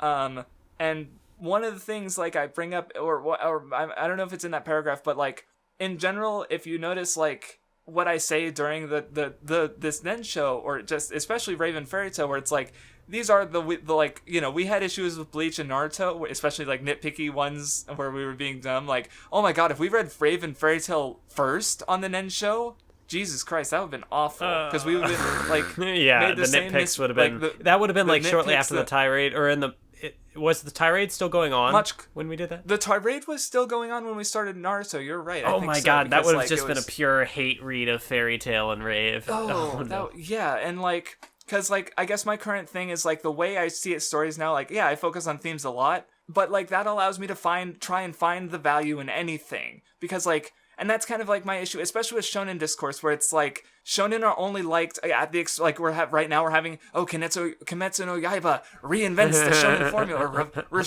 It's like that. I've read a few chapters of it, and I've seen people who've seen more of it say like, no, it's just a good shonen. Like that because, tends to often be the case. Is like, oh, it's subversive, it changes the form, but it's actually just good shonen. Yeah, exactly, and that's like because the big three anime are not good. And those three in Dragon Ball have sort of like cemented the anime community's idea of what good and bad is, and then like shonen bad generally. So like I like your point in your Bleach discourse shonen discourse video where you point out like Giguk, who like the shit taste anime guy is also shitting on other shonen to prop up My Hero Academia. Which, so it's like... Well, yeah, because he's even called himself shonen trash. So he's like, he's big on shonen, but would also... But not these trash, right? Because he's still got to shit on them. So, but yeah, so my thing with like... So I guess as my mindset that's evolved as a response to this is that like, you know, I would rather find the value in something that no one has found value in. Like, because I like Hunter x Hunter. We're going to reread it. Or I'm going to reread it, and I'm probably going to have a lot in... I'm going to try and do the same thing, where I'm trying to make neat connections and say neat things. Yeah, like... And I'm going to appreciate it a lot and then more. There's, like, me here, where, like, I'm going to do, like, not a tirade, but, like, a series where, like, this is going to lead into, like, comparing the two different anime adaptations and stuff. So I'll have a lot to say about Hunter x Hunter. Right, so it's like... And I could make Hunter x Hunter videos, but at the same time, I don't need to, because Alexander exists. There are so many Hunter x Hunter videos out there. And there's, I mentioned him specifically because, like, he's the one who makes content fairly close to what I do. Like, honestly, the only difference is that he spends more time, like, he has to mention how it's a masterpiece or something. Like, he does that thing, which I don't feel the need to do that. Or maybe that was more in his early content. Unless he still does it. Like, I don't know. No, in his Shiapoof video, there was definitely times where he's like, oh yeah, Togashi's so good. Oh, it's so masterful. And I'm like, just talk about Shiapoof. I don't, like, because that's the thing is, like, because you've seen, like, my Sasuke video and my Beyond Blood. I don't, like, in Beyond Blood, I mentioned, like, I like this arc, like, this is my favorite post-time skip arc, which is actually underselling my current opinion because now it's just my favorite arc in the series. But, like, I feel like if you watch that video, like, I don't need to make judgment statements about the quality of the thing because you watch the video, you see me connect the points, and you not only get that I like it, but you get that I think it's good, you know? Oh, and like, then there's like, me where I did my Talk No Jutsu video, and at the end I'm like, Kishimoto's a genius. And right, like I feel like it's just better to like leave that to the audience to decide. Like they have their own standards of what's a masterpiece or what's even good or what they like. You know, just explain the value of something, like how it works, make the connections, and let them, you know, because I have had people like I had one guy on my server, White. He's like, I liked your Madoka video. It made me raise it from a 7 to an 8. Like, I made him appreciate it more and like the series more because, and I didn't say anything about the quality of Madoka in that video. In my side channel video, I said, like, I think it's a masterpiece because I think Madoka's really fucking good. But, like, I mean, it's not finished. But, yeah. So, like, and yeah, so that's, like, you know, again, I have to be the one to find the value in Fairy Tail because I don't think anyone else is going to do it. And that's like my current state is like realizing like, yeah, I'm the one who like, if I try to find the value in everything, like I can make the positive Lucy video that's not going to exist. And yeah, maybe I will have something to say about Hunter x Hunter after rereading it because, you know, there might be things that like Alexander hasn't said and you said there's a lot of Hunter x Hunter videos. Actually, one thing I thought like, maybe you already have a playlist like this. I think between you and me, I'd love to have like playlists of like like I'm thinking about doing one that's like good One Piece analysis, where I do like videos of mine and Morge's and any of like if you ever do a One Piece video, that maybe it'll go on there. Basically like. So, like, maybe one for Naruto and one, like, I want to see one for Hunter x Hunter, where mostly it's, like, cherry-picked good ones, because, like, that's because there's plenty of Hunter x Hunter videos, and not all of them are going to be, like, saying something super interesting or good, So it's, like, I guess my one's, like, maybe that's kind of what I would like to see, just for my convenience, mostly. Oh, you mean like, you don't want me to put a Hunter x Hunter as a deconstruction video on there? I also don't want to watch a billion Hunter x Hunter videos of people saying, like, the same thing, and, like, also throwing other shonen under the bus, as they tend to do, like, so it's, like, that's just a general thing that I've wanted, but yeah, so that's just, I don't know, I just thought I'd explain my general mindset of, like, how I've been approaching everything, because, like, it's not limited to just, because, again, shonen it's trash. I've been mentioning this one a lot because it just seems like, stepping back, it just seems so absurd. Aikatsu Stars, an anime aimed at little girls, to sell an app game that's about collecting like a gacha thing with cards that are dresses, idol dresses, and it's like, Aikatsu Stars legitimately had like an interesting conflict and exploration throughout its 100 episodes, and I have a video coming out on it. Like, I always mention that one because it's just like, I just step back and I'm like, how the fuck is this like a video that I'm making? No one else is gonna do an Aikatsu Stars video. No one. So I gotta do it. And again, I have a big old list of shonen, not just for the Nen Show, that I'm gonna be reading more on my own, because I want to go more into shonen content, because like that's, I guess, my thing. And it does the views. It gets the views. So I don't know. Fairy tale content coming. Rave not so much. Well, I will say I don't have any fairy tale videos planned. I might be. But you loved it. You gave it a 6 out of 10. I'm giving it a 3. Ooh, that's less than Rave. Yeah, no, Ouch. Because this made me appreciate Rave more. And, like, so the thing with Fairy Tail, it does have higher highs than Rave. It also has lower lows, and it's twice as long. And, see, sure. I feel like there could be a cool narrative somewhere in here. And, like, there are parts that do work. But there's also just a lot of that just is there. It's 500 chapters, 500 plus chapters long. I don't feel like... Rave, I felt like, was more thematically cohesive, and, like, there wasn't as much, just, like, I don't want to say idling around, but, like, Fairy Tail, I feel like, has certain conflicts that didn't necessarily have to happen, that don't necessarily feed into the core idea. Yeah. Like, and... Because that's there's what a whole. Say is like, I feel like there's a whole thing I could say about, like, Acnologia. Like, it almost feels like there's two different stories being tied together here. Like, there's all the stuff with the dragons, but then there's also Zeref, and you saw at the end, like, the Acnologia and the Zeref stuff didn't really, they almost seem to be at odds with each other, but not in a way that, like, they played off of each other, but it's more just, like, because at the end, like, when Acnologia came back, and there were just, like, 7-ish chapters or so of Acnologia fighting, it's like, why? We already beat Zeref. There's nothing, he doesn't have an interesting motive, he just wants to destroy. Yeah, I think structural issues are fair to lobby at Fairy Tail, though that might be warrant some, like, I'd have to think about that, because, like, see that's the thing, is now that I'm on full, like, defense mode, like, my Twitter handle right now is Fairy Tail Stan, God help me. Like, and it's not ironic. That's the saddest part. It's not ironic whatsoever. Like, I gave it a 6. And I mean, like, people have heard, like, the various nitpicks I had about certain things, like, the sexuality being one of it. Like, Fairy Tail doesn't have a Julia, and Julia is immediately, like, better than, I won't say all the Fairy Tail characters, because Lucy is very, very interesting, well-written character, and Urza's cool. But, like, I don't know, Julia handles that one particular aspect better than I think any other fairy tale. And then, of course, like, we compared I compared even in the tirade, the Nagisa Urza torture scenes. That as well, it's like, yeah, it's, because, like, how I'd say about the thematic stuff specifically is, like, yeah, I agree that Rave is more cohesive, where it's dealing with less, so it's able, like, but though with Fairy Tail, like, I'd say, like, there's definitely, like, a lot of stuff that gets dropped, or, the message seems even more confused. Because Rave did have that issue too with the sacrifice thing we talked about, but, like, though I will say with Fairy Tail, I do think the stuff that it does well, it also does just in a more, like, I don't want to say nuanced, because that's kind of a buzzword, but it's just there's more for me to read into, and, like, overall, because it is, and I think that also just comes with big stories, because they have a lot of moving parts, And so what happens when you compare these moving parts to each other, even unrelated ones? You know, like there can still be interesting contrasts, even though like two characters never meet. But what do the ways that like the things they say or do, like how do they contrast each other? Like there's still, because of all these moving parts. So I think like a bigger story will naturally, like I'll have more affinity to it for that reason. Yeah. With my current mindset. Yeah, so, I would definitely agree that Rave is a simpler story. And I think that it works better for being simpler, yes, where Fairy Tail, I don't want to say Fairy Tail is complex necessarily, but like where it tries to do there's more than what fair. Rave did, I think that makes it worse, because like there are some things that do work and there are some things that don't work and they drag it down more. Like Rave, I was kind of bored with it. Fairy Tail, I would be bored, but also there were things that irritated me, and Rave had some moments, but not like Fairy Tail. And like I said, you pretty much checked out at the Grand Magic Games, so and then it kept going.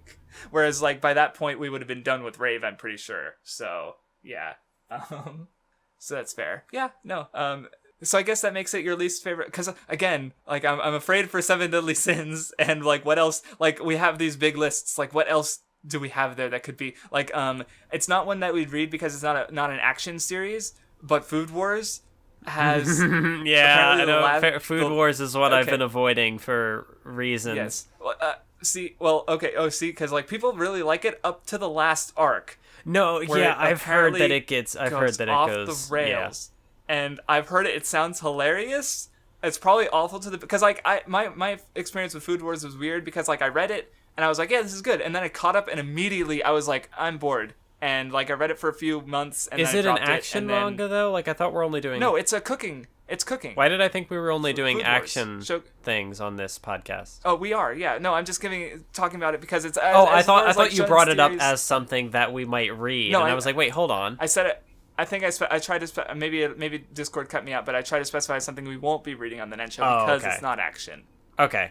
Gotcha. But yeah, so it's like there's a few I know about, but they're mostly modern. Like, because I have a lot of series from like the 2000s that are like, some of them I just never hear about. Like I mentioned in like the first episode, like who's read Black Cat, and someone's like, I've read Black Cat, and I'm like, oh yeah, that's right. It's a popular Shounen. It's a popular like action series. Of course, someone's read it. So I don't know. Shounen are cool and good. I do want to find out the ones I like less than Fairy Tail, because then that's when I sit back and have an existential crisis.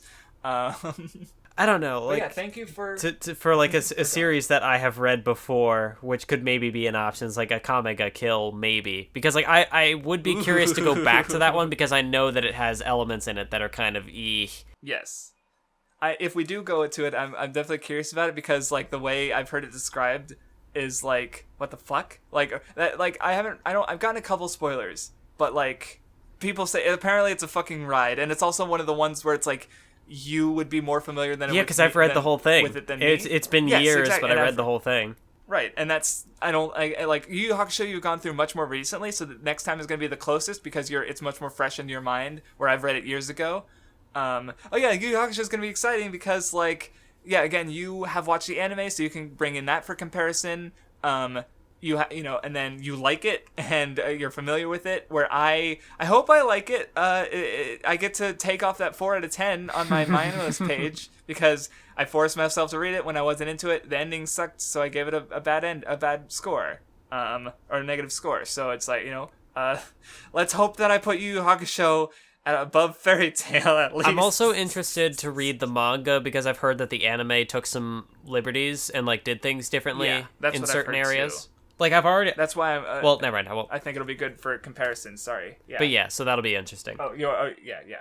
I mean, it's only gonna be 3 episodes, I think. Because I don't imagine, like, see, the thing is like for the last because the way I had broken it up was like it would be, we could do Chapter Black and Three Kings in the same episode, but I know that Chapter Black is the one I'll have the most to say about. So okay. Gotcha. Well, because see, I was thinking we might not have that much to say about the Three Kings, because how my friend described it recently, where it's like, or maybe it was you. No, it was my friend who just read. He's only read it. It just like starts, because it's only 20 chapters long, so it basically starts and then it stops. Like, wait, what's so 20 I don't know chapters how much long? We're gonna have to say Three Kings. Okay. So we're talking like 2 less than 3 volumes. But I was so also it's for an entire thinking with arc, like the so. wrap up and character rankings and stuff attached to it. But like tacked on to Chapter Black, we'll see. But it's still only like 62 chapters, which is not a lot. All things I don't know. But it depends on how dense. So I guess we'll see whether it's 3 or 4 after we do the first. Like maybe we might even decide like during the discussion of the Dark Tournament, just because again it depends on how dense the discussion is. Like if it's just normal or. If it's extra long, then yeah, we'll take the 2 episodes. So I don't know. I also wouldn't mind getting to Hunter x Hunter quicker because by Hunter x Hunter, I don't even know how we're gonna divide it. So because I'm just thinking like 30 chapters of Bleach versus 30 chapters of One Piece. There's an obvious difference in density there for discussions and whatever. Right. So that's why we'll figure it out as we go. Yep, and I have no idea how it'll go. So let's hope we enjoy it. So yeah, 2 weeks from now we will be have the first episode of Yu Yu Hakusho up, where we'll be doing the Spirit Detective Saga, which is chapters 1 through. Was it 56? Was I right? Regular 51. Yeah, 1 through 51. Oh, I was wrong. So yeah, we're done. We're free from Mashima Hell. Oh my god, it's over. And we will see you next time.